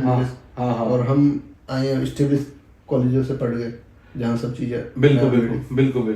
तो हमारे एचओडी भी यहाँ के LLM के रहे हैं। तो हम तो पुराने कॉलेज स्टेब्लिश अलग हैं। हाँ। उनका लेवल अलग है, इनका तो खैर अभी से धीरे धीरे चीजें डेवलप हो रही है। लेकिन जिम्स बहुत अच्छे रैपिडली ग्रो कर रहा है, rather comparative to other institution, new institution. Resource की कमी नहीं है। यस, रिसोर्सेज की कमी भी नहीं है और फिर लोकेशन बहुत अच्छी है। लोकेशन कोई भी आके यहाँ रह के ज्वाइन करना पसंद करता है। स्टाफ अच्छा है। एग्जैक्टली। तो ये जिम्स का हो गया। और कोविड का दौरान आप कहाँ थे? कोविड के दौरान हम मेरठ में थे, मेरठ LLR में थे वहाँ पे। अच्छा। पीजी के दौरान? हाँ, पीजी के दौरान था वो, जब हम सेकेंड ईयर में थे। तो वो तो बहुत डिफिकल्ट टाइम रहा होगा। बिल्कुल मातम का मंजर था उस समय। तो मतलब एज ए कॉमन मैन मुझे भी कोविड हुआ था सेकंड वेव में। तो डर का माहौल था हॉस्पिटल जाने से। तो मतलब मैं डर रहा था, 7 दिन रहा था। हम कहाँ गए? हाँ, हमारा तो कोई डर बच्चे ही नहीं, हमें तो एक्सपोजर होना ही होना है। हाँ। हम कितना भी बच ले, नहीं बच सकते थे हम। पहले में तो फिर भी इतना नहीं था, दूसरे वाले में तो बहुत ही ज्यादा खतरनाक वेव थी सेकंड वेव। उसमें भी यही थे सेकंड वेव में आप? बहुत, हाँ वही था उस समय। हमें बहुत बुरा मंजर देखा है, बहुत बुरा। प्रेग्नेंट लेडी है। हाँ। अभी पता है इस राउंड पे लिया है। हाँ। सैचुरेशन डिप कर रहा है, ऑक्सीजन लगा दी है, एनी हाउ उसने वो हटा दिया, इरिटेट हो गए, मास्क हटा दिया। दूसरे राउंड में पता चल रहा है नीचे पड़ी है। हमने उठा के बेड पर रखा है। फिर बेड पर रखने के लिए टागने के बाद फिर तीसरे राउंड पे अगले दिन पता चल रहा हो एक्सपायर हो गई है। तो खैर, और सब लोगों को हॉस्पिटल मिला भी नहीं हो ही नहीं सकता ना इतना। तो एकदम मास तो बहुत बिल्कुल इमरजेंसी थी कोविड-19। ऑक्सीजन सप्लाई वहाँ पे थी? ऑक्सीजन सप्लाई में भी इशू था सभी जगह। पहले से तो था नहीं प्लांट वहाँ? नहीं, सब जगह था ही नहीं ना। इतनी डिमांड की अब तो और हॉस्पिटल में कहीं भी एक्सपेक्टेशन नहीं थी। अचानक आई थी। हाँ, वो तो सभी जगह था वो तो। हालांकि गवर्नमेंट ने बहुत कुछ किया है। हाँ, गवर्नमेंट, बट अपनी लिमिटेशन, रिसोर्स लिमिटेशन और सारी चीजें। कुछ रिसोर्सेज की लिमिटेशन ऐसा नहीं है कि गवर्नमेंट नहीं चाहती थी। गवर्नमेंट ने बहुत कुछ किया है। आपको भी कोरोना हुआ? कोरोना मेरे को 2-3 बार हुआ है। 3 बार? हमें तो एक्चुअली पता ही नहीं है। हाँ, हुआ नहीं हुआ, ठीक हुआ, चल गए, चलते रहे। लेकिन हाँ, एक बार लगा था कि भाई दिक्कत हो जाएगी, कि हाँ अब क्योंकि यंग एज थी तो हाँ। अब 3rd फ्लोर चढ़ना था। हम्म 3rd फ्लोर चढ़ने के बाद में जब सांस खींचने पड़े हम्म तब लगा कि हाँ रिजर्व खत्म हो गया बॉडी का। हाँ हाँ हाँ मतलब कोविड में उस टाइम कोविड चल रहा था। हाँ हाँ और सेकंड वाला? हाँ सेकंड वाला ही था। वही ज्यादा डेंजरस था। तब जब सांस फूली वहाँ जाके बैठना पड़ा तो समझ में आया कि नहीं भाई हम भी कहीं ना कहीं इस टाइम सीवियरली इन्फ्लेम्ड है, हमारे लंग्स में गड़बड़ है। तो उस दिन लगा था कि शायद कैजुअलिटी हो सकती है, बट हाँ बहुत अच्छे से मेरा पे भी निकला है। हमारे साथ के बहुत सारे साथी गए हैं भाई, उनके लिए हम एक्सपायर हुए डॉक्टर? बहुत एक्सपायर हुए डॉक्टर्स जो सडन एक्सपीरियंस से लेकर लग ही नहीं रहा था मतलब। बिल्कुल एग्जैक्टली मतलब वो ठीक थे? तो बिल्कुल ठीक थे, हमारी तरह ही थे साथी। एक्सपायर हुए, कोविड हुआ, लंग्स में गए, एडमिट हुए वार्ड में 2-4 दिन, पता चला वेंटिलेटर पे भी रहे 1-2 दिन, फिर एक्सपायर हो गए हैं। तो बड़ा वो तो बहुत मतलब एक तरीके से मौत के कुएं में ही थे। हाँ, वो तो अलग था, वो मौत का कुआं ही, मौत का कुआं। हाँ बिल्कुल, सभी जगह मंजर था और ये हाल था ऐसा। डॉक्टर्स का तो ये हिम्मत का काम है। इवन परिवार वालों ने एक दूसरे से मिलना छोड़ दिया था उस समय। क्या कहूँ, कैसी कोई लाश को लेने को तैयार नहीं था अपने फैमिली में। एक जज अपने फादर की डेड बॉडी लेने नहीं आ रहा है, नहीं आ रहा है, कहते क्रिमिनेट कर दो वहीं पे इलेक्ट्रिक। अब इसको आप इन्फेक्शन के हिसाब से सही भी कह सकते हो, मॉरलिटी के हिसाब से गलत कह सकते हो। इतना भी डेंजरस नहीं था कि आप बॉडी को ना ले। अब मतलब ये तो बहुत ज्यादा ही हो गया, क्योंकि हमारी फैमिली में सबको हुआ था। मॉरली आप कह सकते हो गलत है, हाँ हाँ हाँ बिल्कुल गलत है, गलत। ठीक है, अब क्या ही कर सकते हैं, किसके लिए क्या कहें। वो समय तो बहुत ही खतरनाक था। ऐसी स्टोरी जब आ रही थी, अब कुछ लोग ऐसे थे जो कि एनजीओ थे, वो लोगों की डेड बॉडी लेके खुद उनका अंतिम संस्कार कर रहे थे, जो कि एबंडेंट पड़ी हुई थी, कोई उनको लेने नहीं आ रहा था। ऐसे बहुत लोग थे। नहीं देखो, बहुत लोगों ने निस्वार्थ भाव से सेवा करी है, डेफिनेटली करी है। हाँ हाँ बहुत संगठनों ने की है। हाँ हाँ हाँ बहुत एनजीओ, नॉन प्रॉफिट एनजीओ हुए, बहुत वॉलंटियर्स हुए। डॉक्टरों को तो करनी ही करनी थी, कोविड हो या ना हो तब भी करते हैं वो तो। लेकिन कोविड में तो वो बच के जाएंगे, कहाँ बच के जाएंगे? हम तो बच ही नहीं सकते। हम जाएंगे तो कौन देखेगा, कोई देखने वाला ही नहीं था। बट ये कोविड एक भयंकर मंजर था। आफ्टर ऑल बहुत बुरा एक्सपीरियंस रहा मेरा। मतलब मुझे तो लग रहा है कि एक डॉक्टर के एंगल से अगर देखा जाए, इस पे कुछ मूवीज भी बनी है, डॉक्टर के एंगल से देखा जाए तो एक अलग नजरिया है, खतरनाक। आम आदमी के नजरिए से खतरनाक है, लेकिन डॉक्टर के नजरिए से तो बहुत ही ज्यादा खतरनाक है।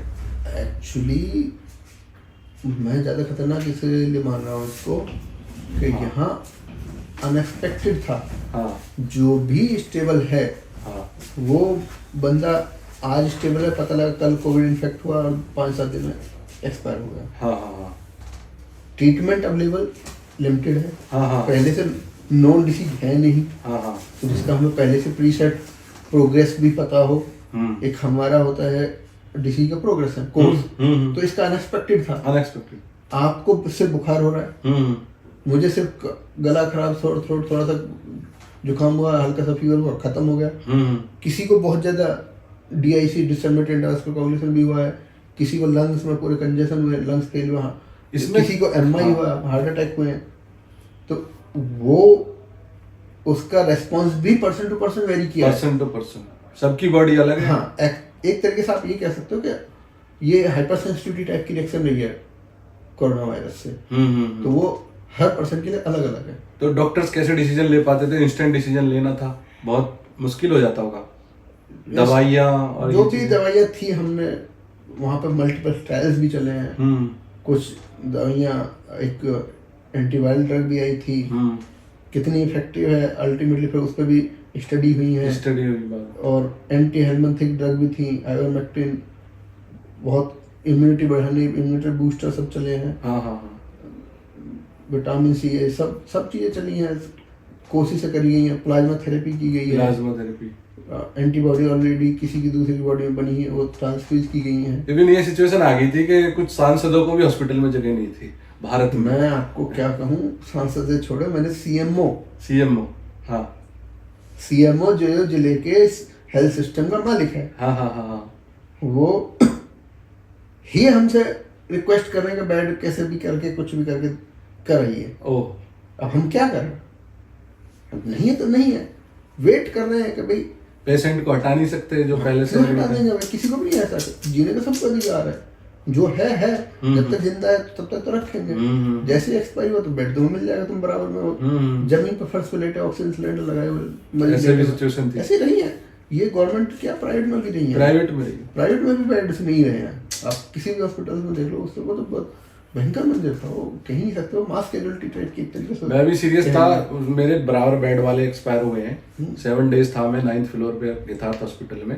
बहुत अच्छा ट्रीटमेंट उन्होंने मुझे दिया। मैं क्रिटिकल सिचुएशन वाले फ्लोर पे नहीं था, जो उससे रिकवर होकर आते हैं उस फ्लोर पे था। पर उन चीजों में अंतर 1 मिनट का ही था। 1 मिनट में आप वहां पहुंच जाओगे, 15 मिनट में आप वहां पहुंच जाओगे, तो किसी को कुछ नहीं पता। हाँ एग्जैक्टली, उसमें थ्रोम्बोसिस हो रही थी ना, थ्रोम्बोसिस होने के बाद में वो किसी के हार्ट में चली गई, किसी के ब्रेन में चली गई, किसी के लिम्ब की आर्टरी में चली गई, किसी के हाथों के आर्टरी में चली गई, किसी के लोअर लिम्ब की में चली गई, किसी के अंगूठे के में चली गई, ब्लॉक कर दिया। जहाँ की ब्लड सप्लाई ब्लॉक होगी तो वही ऑक्सीजन नहीं जाएगी, वही हिस्सा मरेगा। ब्रेन का हार्ट का मरेगा तो आदमी तुरंत मरेगा, हाथ का मरेगा तो हाथ मर जाएगा, लेकिन आदमी जिंदा रहेगा। आपने देखा होगा बहुत लोगों के हाथ अंगूठे काले पड़ गए हैं, ये हाथ काले पड़ गए हैं। हमने तो ऐसे भी देखे जिसकी जब आते काली पड़ गई है पूरी, जब हम निकाले तो रीजन वही था कि ब्लड का थक्का जमा, और वो आंतों की आर्टरी में खून का जो दौरा देती है उसमें चला गया, जम गया, वो ब्लॉक कर दिया, तो हाथों की ब्लड सप्लाई रुक गई, तो हाथ काटनी पड़ी गया, तो वैसे मरे हैं वो, क्योंकि हाथ ही पूरी काली पड़ गई। तो वो एक थ्रोम्बस है, क्लॉट की वजह से ही हुई है चीजें, तो वो सडन होती है। तो कुछ ये निमोनिया जैसा था कोरोना, या निमोनिया वायरस जैसा क्या ही है? था, हाँ, मतलब खांसी जुकाम बुखार ये निमोनिया में होता है। निमोनिया जैसा है, बट इससे भी ज्यादा है, ज्यादा निमोनिया कितनी जल्दी फैल जाए। हाँ वही ना, हर प्रॉब्लम ये है कि अनएक्सपेक्टेड कोर्स है। मीन टू से कह नहीं सकते कि आप देखो भाई, हमें ये पता है कि अगर मुझे डेंगू हुआ तो मुझे ये आइडिया है कि भाई कितने दिनों बाद इसकी प्लेटलेट दोबारा से बढ़नी स्टार्ट हो जाएंगी, कितने दिन तक इसकी गिरेंगी, कौन से दिन जाके गिरेंगी, और क्या क्या हमें सावधानी प्रिकॉशन लेनी है। प्लेटलेट्स हम पे है नहीं है, अवेलेबल करा लेंगे, रख लेंगे, ठीक है। वायरस के बिहेवियर के बारे में कुछ नहीं। डेंगू वायरस भी वायरस है, बट उसका कोविड का वायरस ऐसा है कि आपके में रेस्पॉन्स कफ कोल्ड का है, शॉर्ट थ्रोट है, हल्का सा, मुझे हल्का सा फीवर है, तीसरे बंदे को पूरा लंग्स खत्म कर दे रहा है, चौथे को एमआई कर दे रहा है, पांचवे को ब्रेन में कोई क्लॉट चला गया है, तो वो रेस्पॉन्स वो सडन तो है। फिर ये जो वैक्सीन थी, सबको सेम वैक्सीन देना, वो कहाँ तक सही है कि सबकी बॉडी अलग है और सबको सेम वैक्सीन देखिए ये डिबेटेबल रहा है। इतनी जल्दी वैक्सीन बनाना भी एक अपने आप में बहुत चैलेंज था, बनाया, इंडिया में बनी है, इंडिया में बनी है, उसके अलग अलग ग्लोबल मार्केट के अलग अलग कॉन्सेप्ट है, मेडिकल मार्केट के, उन बातों पे मैं नहीं जाना चाहता हूं। बिल्कुल ठीक है, बशर्ते कि एक कॉन्सेप्ट से मैं ये कहना चाहूंगा, नेचुरल वैक्सीन सबको लगी है। दूसरी बात, कोविड का इन्फेक्शन ऑलमोस्ट सभी को हुआ है, ये कोई ना माने कि मुझे कोविड नहीं हुआ, सबको हुआ, सबको बाहर वाला गेट। ठीक है। दूसरा, वैक्सीन लगाएं, कोविड वैक्सीन में भी कोरोना वायरस ही था, उसका एक पर्टिकुलर पार्ट था जो डिसीज नहीं दे रहा, सिर्फ हमें इम्यूनाइज कर रहा है। अब उसके साइड इफेक्ट है या कोरोना के साइड इफेक्ट है जो कोरोना वायरस नेचुरली डिसीज से हुआ है, ये फिर भी अपने आप में डिबेटेबल है। अब क्या सावधानी, जिसको कोरोना हुआ तो सबको है, क्या सावधानी अब लोगों को लेनी चाहिए? जैसे कुछ हार्ट अटैक हो रहे हैं या कुछ यंग लोगों में बीमारी है, इसमें भी कुछ लोग एक्सरसाइज कर रहे हैं। आप एक्सरसाइज करिए, जो रूटीन पहले से प्रोटोकॉल सेट है वही आप फॉलो करोगे। बॉडी का बैड कोलेस्ट्रॉल आप कम करिए, एक्सरसाइज करिए, फिजिकल एक्टिविटी बढ़ाइए। कुछ की तो फिजिकल एक्टिविटी में हार्ट अटैक हो रहे हैं, वो मैं जहां तक कहूँगा वो ओवर यूज ऑफ स्टेरॉइड है, नॉनली और अननोनली।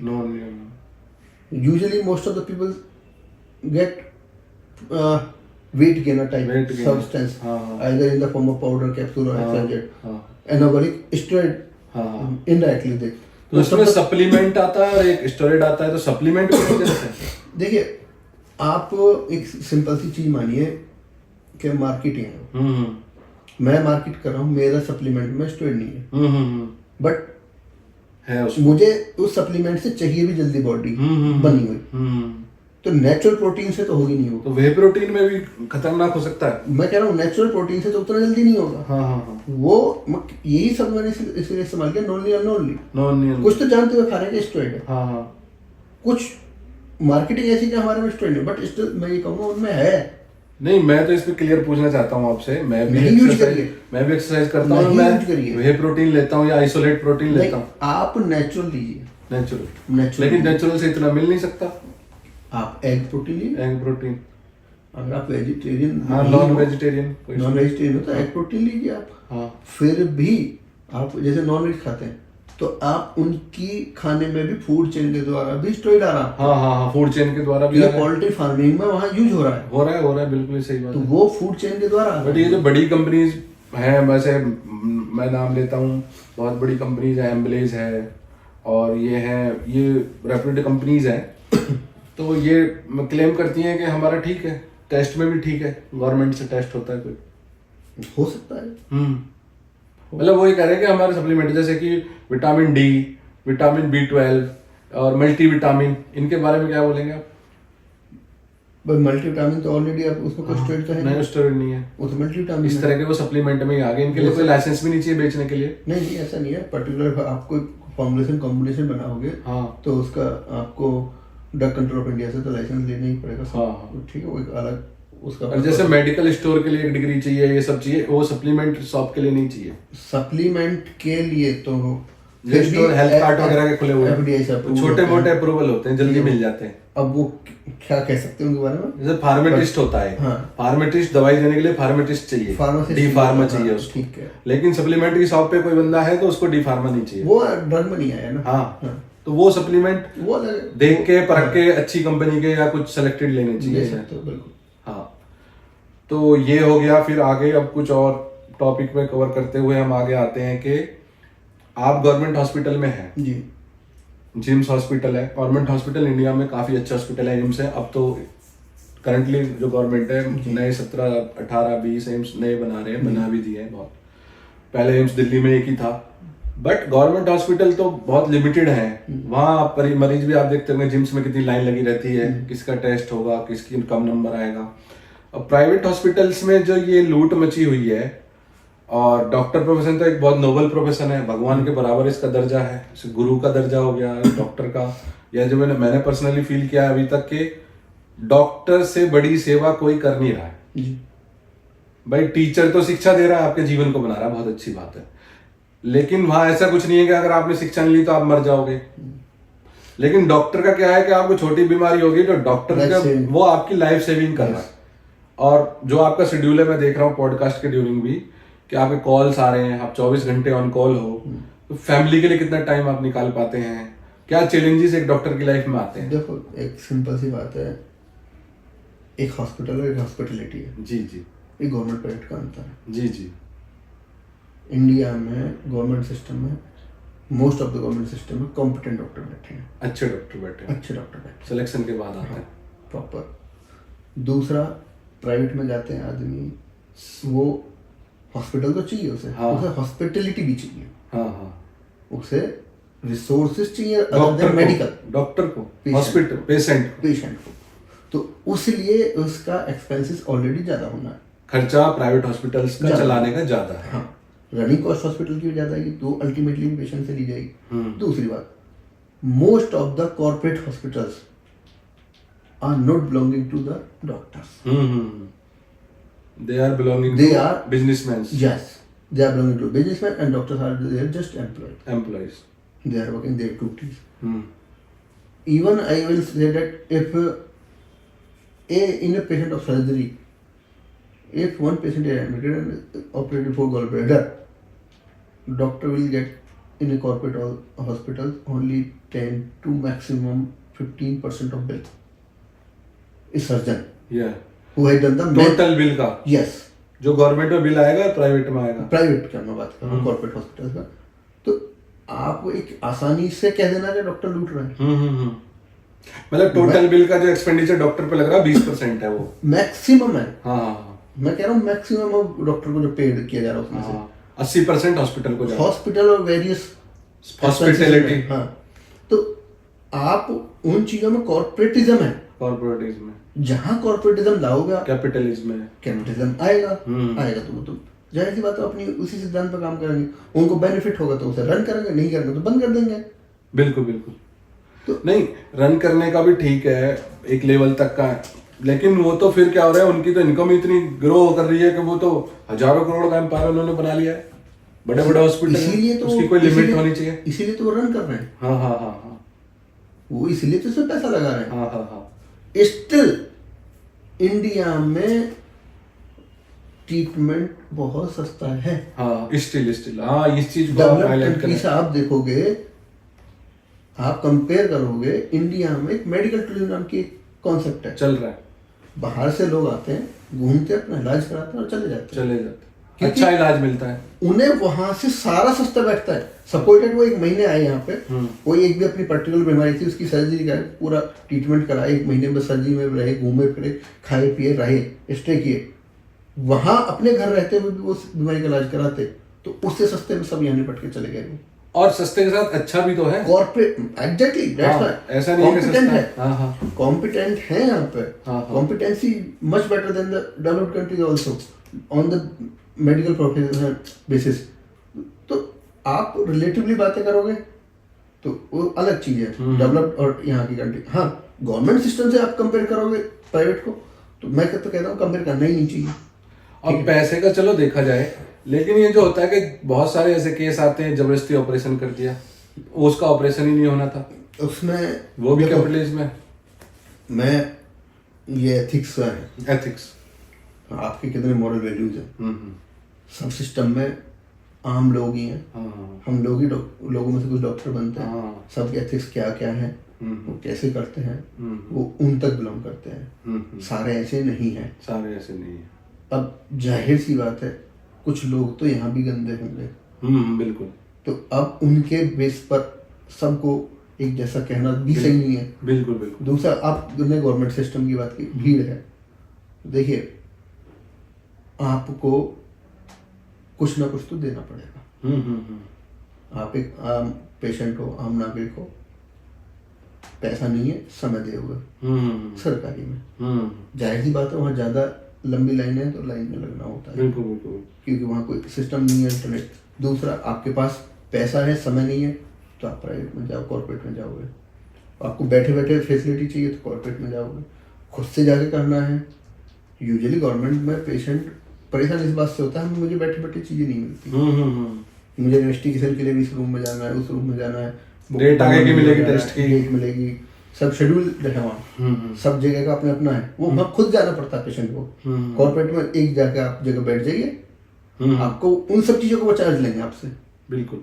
और वही फिर वहाँ एक्स्ट्रा चार्ज बढ़ेगा, फिर उसी को आप कह सकते हो। अब तो गवर्नमेंट ने कुछ ऐसे मेडिकल स्टोर्स ओपन कर दिए जहाँ पे सस्ती और जेनरिक दवाई मिलती है शायद। सस्ती जेनरिक दवाई भी है, और एक मैं मेंशन करना चाह रहा हूँ कि ये जो आयुष्मान योजना है, आयुष्मान बहुत ही अच्छी योजना है, बहुत अच्छी योजना, बहुत ही अच्छी है। कुछ कमियां हैं उसमें, स्टिल बहुत अच्छी योजना है। हाँ, ये सरकार की बहुत बड़ी गरीब लोगों के लिए 5 लाख तक का बीमा है, जो 70 साल से ऊपर तक के लिए कर वो दिया तो सबके लिए कर दिया है। हाँ। और गरीबों के लिए, नीचे वालों के लिए एग्जैक्टली, वो बहुत अच्छी योजना है। उसके द्वारा आप ट्रीटमेंट करा सकते हो 5 लाख तक का बिल आराम से। बिल्कुल। उसमें एक घोटाला निकल के आ रहा है, कुछ हॉस्पिटल्स में फर्जी मरीज भर्ती करके फाइल चलाकर वहां से पैसा ले लेते हैं सरकार। घोटाला कर रहे हैं सरकारी के, गवर्नमेंट का स्क्रूटनी सिस्टम है। हाँ हाँ हाँ, वहाँ तो सब वो अपने गवर्नमेंट स्क्रूटनी सिस्टम से उसे रेक्टिफाई भी कर रही है।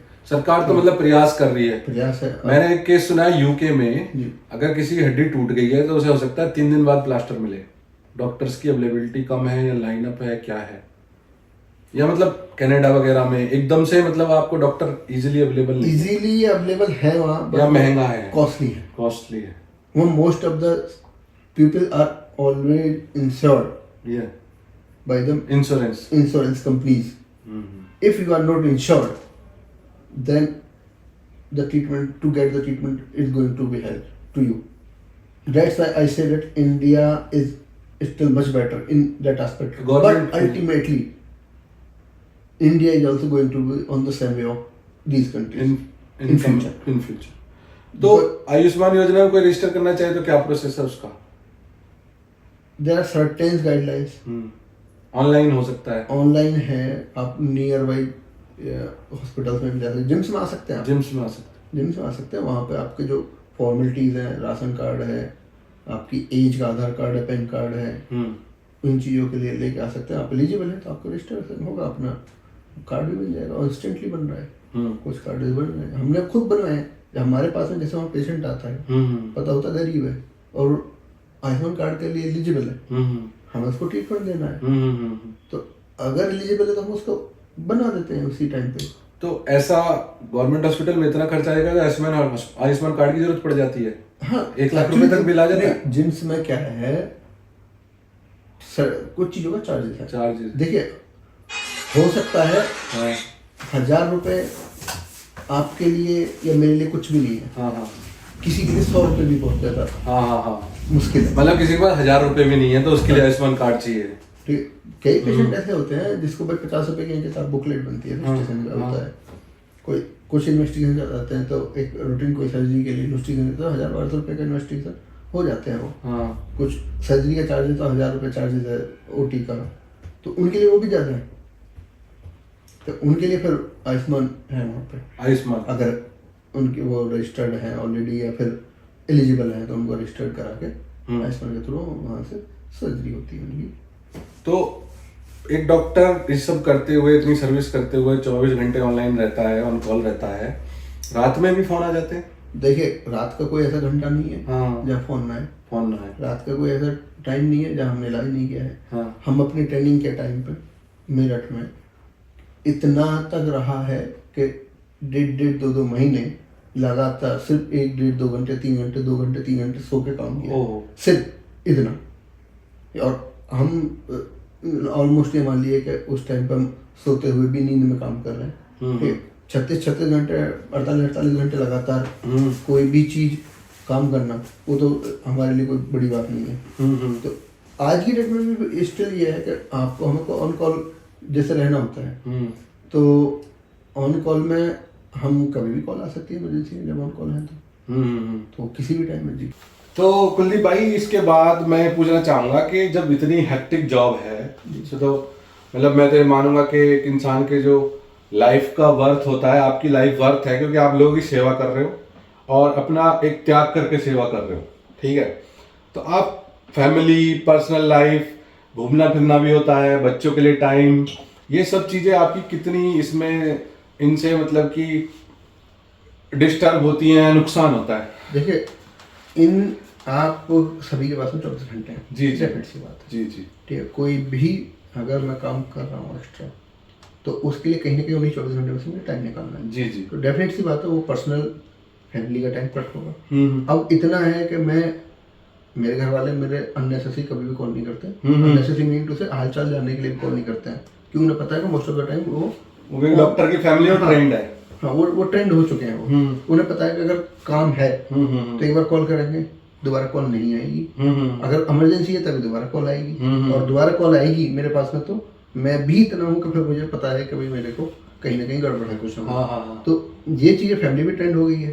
मैं रात को 10-11 बजे 12 बजे कभी भी 1 बजे 2 बजे 3 बजे मैं घर में एंट्री करता हूँ, वाइफ दरवाजा खोलती है, वो भी जगती है। वापस जा रहा होता हूँ तो वो दरवाजा खोलती है, तब जगती है। जब वापस आया फिर जगती है। तो फैमिली को ही अल्टीमेटली करना पड़ता है। बच्चे को मैं रात को 11 बजे मैं बच्चे के साथ में क्रिकेट खेल रहा हूँ, तो बच्चे का भी ये भाई टाइम मेरे को कब देना है। बच्चे को वो भी ट्रेंड हो गया, तो मुझे लग रहा है वो रात को सोता है, लेट सोता है 11-12 बजे। तो क्यों मुझे पता है 10-11 बजे कभी लेट आता हूँ तो वो मेरे साथ में खेलता है कुछ देर, घंटे 2 घंटे, तब जाके वो सोता है। और वो टाइम आप भी मिस करते होंगे, क्योंकि मैं घर पे जाता हूँ, मेरे 2 छोटे बच्चे हैं, मुझे गिल्ट लगता है जब वो मुझे सोते हुए मिलते हैं। मैं कोशिश इसलिए वाइफ से कहता हूँ कि भाई जब वो बोलती है कि सोने वाले हैं, अगर फ्री हो तो आ जाओ। हाँ। तो फ्री होता है, मैं बोलता हूँ 10 मिनट और 5 मिनट और लगेगा, जो भी 15 मिनट लगेगा, भी सुलाना नहीं। तो बैलेंस तो करना पड़ता है। जो अब एक्चुअली वाइफ का मेडिकल होने का थोड़ा सा फायदा है कि उस चीज़ों को समझ, मेडिकल फील्ड से है ये भी है, तो डॉक्टर की साथ ही डॉक्टर से हो तो ही ज़्यादा अच्छा है। और समझती है कि भाई प्रोफेशन का टाइप ही ऐसा है, तो हम कुछ नहीं कर सकते। अब रातों की सर्जरी करनी है, सर्जरी 1 घंटे की हम सोच के चल रहे हैं, चलिए 2 घंटे 3 घंटे, जब भी कोई चीज़ अनएक्सपेक्टेड निकलती है तो हमें ऐसा तो नहीं बीच में छोड़ सकते। मेरा टाइम होगा ड्यूटी का, ओवर बात खत्म है, 8 बजे मैं जा रहा हूँ। मेडिको की डॉक्टर्स की जॉब इस तरह की नहीं होती है, वहाँ कंप्लीट है, जो आपको रेस्पेक्ट ऑफ टाइम आप हाँ पार्शियल प्रेजेंट नहीं रह सकते। नहीं, वहाँ कुछ नहीं कर सकता। तो वहाँ इवन आप तो सर्जन के हो तो आपको तो मुझे लग रहा है मोबाइल अलग रख के जाना पड़ता होगा, फिर आप ऑपरेशन थिएटर में जा रहे सैलरी हैं। ऑपरेशन थिएटर से बाहर रख देते हैं। हाँ। वो बाहर कोई कॉल आती है तो फिर असिस्टेंट से पूछवा लेते हैं, कोई रिपीटेडली कॉल आ रही है तो हाँ हाँ कि भाई किसकी कॉल है, या फिर हमें एक्सपेक्टेड होता है कि भाई जैसे कि पेशेंट से रिलेटेड ही किसी की कॉल आनी है, हाँ हाँ या फिर किसी सीनियर से कोई इंस्ट्रक्शन लेना है, हम्म या फिर हमें किसी जूनियर को इंस्ट्रक्शन देना है, तो एक्सपेक्टेड होता है, तब तो हम उसको किसी असिस्टेंट के द्वारा उठवा के उससे बात हो पाती है। अदरवाइज हम यूजुअली ड्यूरिंग द सर्जरी हम अवॉइड ही करते हैं। बिल्कुल। जिम्स के कुछ ऐसे केसेस जो सीवियर केसेस एकदम आपको ऐसे लगे हो कि मतलब कि जिसमें लगे, ऐसा आप तो सर्जन हो तो आपको तो हार्ट बहुत स्ट्रांग होगा, सर्जन को तो ऐसे एक्सीडेंटल केस आते हैं, दिल खोलने पड़ते हैं किसी का, ये मतलब ये चीज़ें क्या फिर इसमें। और डॉक्टरों का जो होता है गवर्नमेंट हॉस्पिटल में, प्राइवेट में, हर जगह पैनल का डिसीजन, गवर्नमेंट में पैनल का डिसीजन होता है, प्राइवेट में डॉक्टर इंडिविजुअल डिसीजन ले सकता है। नहीं, पैनल से ज़्यादा नहीं, आप पैनल शब्द यूज करेंगे तो वो नहीं सही। Group of doctors, actually unit system होता है, एक यूनिट होती है, उसमें प्रोफेसर है या तो हेड है, यूनिट से भी ऊपर हेड है, हेड से ऊपर इंस्टीट्यूशन ऑफ हेड है। तो आपको जो अटेंड किया वो सर्जन होगा, उसने अटेंड किया पेशेंट, वो अपने सीनियर से उसको इन्फॉर्म कर देगा, अपने लेवल पर कुछ डिसीजन लिए सीनियर आगे इंस्ट्रक्ट कर देगा उसको भी अगर लग रहा है उससे कुछ चीजें ऊपर है तो बियॉन्ड इन्फॉर्मेशन पूरे यूनिट तक पास होती है। पास होने के बाद में वहां से इंस्ट्रक्शन वापस भी नीचे तक आता है, वो फॉलो होता है। और अगर जरूरत पड़ती है यूनिट हेड को या प्रोफेसर को आने की तो वो आते भी हैं भाई, इसीलिए हमें ऑन कॉल रहना पड़ता है। प्राइवेट हॉस्पिटल में जाता है मरीज, सीधे उसको जो ट्रीटमेंट चाहिए वो मिल जाता है। जैसे कुछ पेशेंट ऐसे होते हैं क्रिटिकल होते हैं, वो कहते हैं यार एम्स में बात करनी पड़ेगी, एकदम से आईसीयू का बेड नहीं मिलेगा, एकदम से एंट्री नहीं होगी। तो गवर्नमेंट हॉस्पिटल्स में रिसोर्सेज लिमिटेड है, बेड्स लिमिटेड है, इस वजह से एंट्री मुश्किल है। एग्जैक्टली, रेशियो का है मैटर सारा। भाई आपके पास में 100 बेड है और एम्स या जिम्स अपने इस वेस्टर्न यूपी के कई सारे डिस्ट्रिक्ट्स को कवर कर रहा है। एम्स दिल्ली को तो कवर कर रहा है, एनसीआर को कवर कर रहा है, इवन आप पटना नॉर्थ इंडिया को कर रहा है। हाँ, वहां से एयर एम्बुलेंस के द्वारा भी पेशेंट आते हैं, आपने सुना होगा। बिल्कुल। तो वहाँ डेफिनेट सी बात है, ज्यादा मास पॉपुलेशन को आप कवर कर रहे हो तो आपके पास में उतना लोड होना है, फिर आपको वहाँ लिमिटेशन आएंगी आपके रिसोर्स की, तो वहाँ फिर आपको प्रॉब्लम होगी अवेलेबिलिटी की, आईसीयू वेंटिलेटर। और यह सीरियस केस को लेने से सरकारी हॉस्पिटल में इसलिए भी कुछ दिक्कत है कि वो बिगड़ते हुए केस का जवाबदेही भी सरकारी हॉस्पिटल में हर चीज की होती है। देखिए, जवाबदेही तो सभी जगह है। हाँ। अब जो कई बार सपोज दैट हमें किसी चीज के लिए सुपर स्पेशलिस्ट चाहिए इंस्टेंटली, सपोज दैट न्यूरोसर्जन चाहिए, हमारे जिम में न्यूरोसर्जन इमरजेंसी में अवेलेबल नहीं है, ओपीडी में इलेक्टिव्स में अवेलेबल है, इलेक्टिव आवर्स में, तो हम कैसे लेंगे उसे? बिल्कुल। कल को कोई भी सवाल पूछ सकता है आपके पास में, जब न्यूरोसर्जन नहीं है तो आपने हेड इंजरी का पेशेंट एडमिट क्यों किया और देख कौन रहा उसे, अर्जेंट में उसको सर्जरी की जरूरत है, कोई इंटरवेंशन की जरूरत है, तो कौन करेगा? तो हमें जाहिर सी बात है उसकी सेफ्टी के लिए, पेशेंट की सेफ्टी के लिए रेफर करना पड़ेगा उसको, ताकि उसे टाइमली इंटरवेंशन मिल जाए जो होना है। सपोज उसको किसी को एमआई हुआ है, उसको बाईपास सर्जरी चाहिए, स्टंटिंग चाहिए, एंजियोग्राफी चाहिए, एंजियोप्लास्टी चाहिए, अवेलेबल नहीं है एट सेंटर पे, जिस भी सेंटर पे आप काम कर रहे हो, तो आप जाहिर सी बात है रेफर करोगे, तो वो तो मजबूरी है। सपोज प्लास्टिक सर्जन चाहिए, प्लास्टिक सर्जन के लिए रेफर करो। हाँ, कुछ केसेस में ऐसा होता है कि हम जो कर सकते हैं वो करते हैं। सपोज दैट उसे इमरजेंसी जरूरत नहीं है, अभी इमरजेंसी के लिए हमने पेशेंट को स्टेबलाइज किया, कंडीशन उसकी इंप्रूव हुई, अब पेशेंट ठीक है, अब उसको वो सर्जरी पार्ट में जो सर्जरी है, कोई भी ट्रीटमेंट ऑफ फर्दर वो करा सकता है। मतलब लोगों को समझना चाहिए कि उनकी भी लिमिटेशंस हैं। हाँ। इस वजह से नहीं ले जा रहा, ना कि जबरदस्ती नहीं ले रहे। देखो, वेंटिलेटर वाले पेशेंट को वेंटिलेटर ना हो तो उसको रख के क्या करेंगे? बिल्कुल। ठीक है, तो उसको तो चाहिए, ऐसा तो नहीं रख के मारना है। और आजकल एक डबल ओपिनियन का कॉन्सेप्ट चल रहा है प्राइवेट हॉस्पिटल्स में ऑपरेशन से बचने के लिए। ये कितना सही है और कितना लोगों को फॉलो करना चाहिए? एक डॉक्टर के अलावा 2 डॉक्टर 3 डॉक्टर से ओपिनियन ले लेते हैं। देखिए, मैं आपको एक बात कहूँगा, टेलीफोनिक एडवाइस इज डेंजरस। आप खुद जाकर विजिट करके डबल ओपिनियन ले लीजिए, डबल ओपिनियन कोई इशू नहीं है। बड़े केस में, हाँ किसी भी केसेस में, मैं कह रहा हूँ किसी भी केसेस में।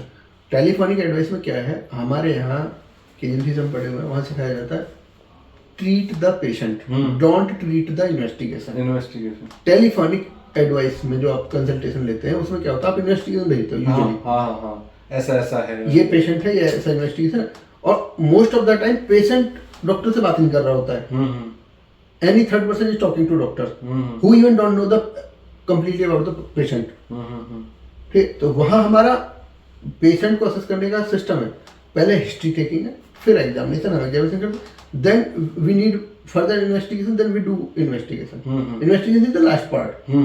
तो हमारे जो फर्स्ट के 2 पार्ट है वो मिस हो जाते हैं। हिस्ट्री, सपोज दैट आपके किसी भाई को या किसी घर में फैमिली मेंबर को प्रॉब्लम है, आप मुझे कॉल करोगे, आप मुझे इन्फॉर्मेशन दोगे, आप पूरी इन्फॉर्मेशन नहीं दे सकते जो खुद पेशेंट दे सकता है। दूसरा, मैं पेशेंट को नहीं देख सकता फोन पे, तो जो चीज मैं एग्जामिनेशन कर सकता हूँ, देख सकता हूँ, वो नहीं देख सकता, वो मिस हो गई।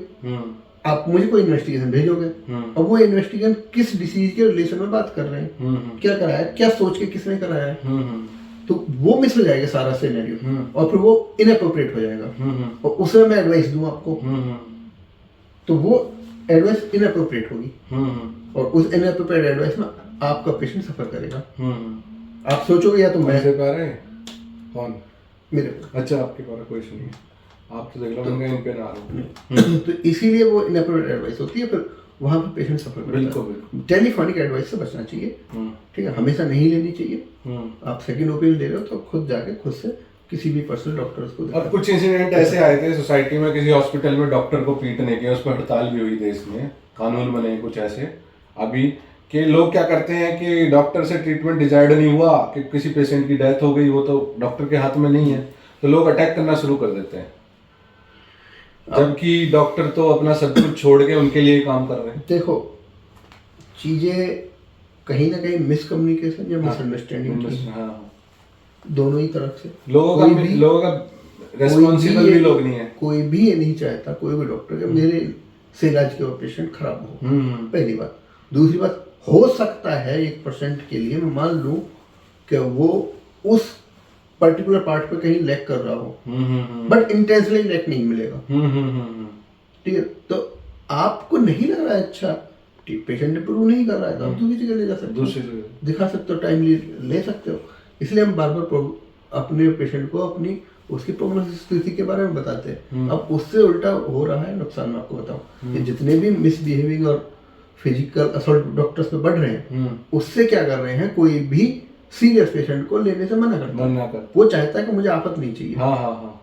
पेशेंट सीरियस पेशेंट है, कभी भी एक्सपायर हो सकता है, और पेशेंट फिर रिलेटिव एग्रेसिव होंगे उसके, अब मिसबिहेव करेंगे, फिजिकल असॉल्ट होगा, तो बेटर है कोई बात नहीं, जाने दीजिए, दूसरी जगह रेफर कर दिए। तो रेफर करने में फिर वहाँ पेशेंट अल्टीमेटली वही सफर करो, जो वो पेशेंट वहीं पर 10 मिनट के अंदर, 5 मिनट के अंदर ट्रीटमेंट ले सकता था, दूसरी जगह जाएगा, आधा घंटा, 20 मिनट, 15-20 मिनट तो कम से कम ट्रैवल में लगेंगे। किसी भी सिटी सेंटर में जाओगे आप कहीं भी, तो उतना टाइम उसका, अगर वो क्रिटिकल कंडीशन है तो उतना भी उसके लिए काफी टाइम है, तो वहाँ सफर करेगा। अल्टीमेटली ये फिजिकल असॉल्ट से, एग्रेसिव और मिसबिहेविंग से पब्लिक का ही नुकसान है, ये पब्लिक को समझ लेना चाहिए। चाहे तो वो गवर्नमेंट सेक्टर में मिसबिहेव कर रहे हैं, प्राइवेट में कर रहे हैं, प्राइवेट वाले भी बच रहे हैं, गवर्नमेंट वाले भी उतना ही सेफली पर बच रहे हैं, तो वो अपना वहाँ पर 100% दे ही रहे हैं। बाकी तो थैंक यू डॉक्टर कुलदीप, आपने इतना समय दिया और इतनी जानकारियां लोगों को दी। मेडिकल फील्ड से हमने कोशिश किया इस पॉडकास्ट में सारी चीजें कवर हों।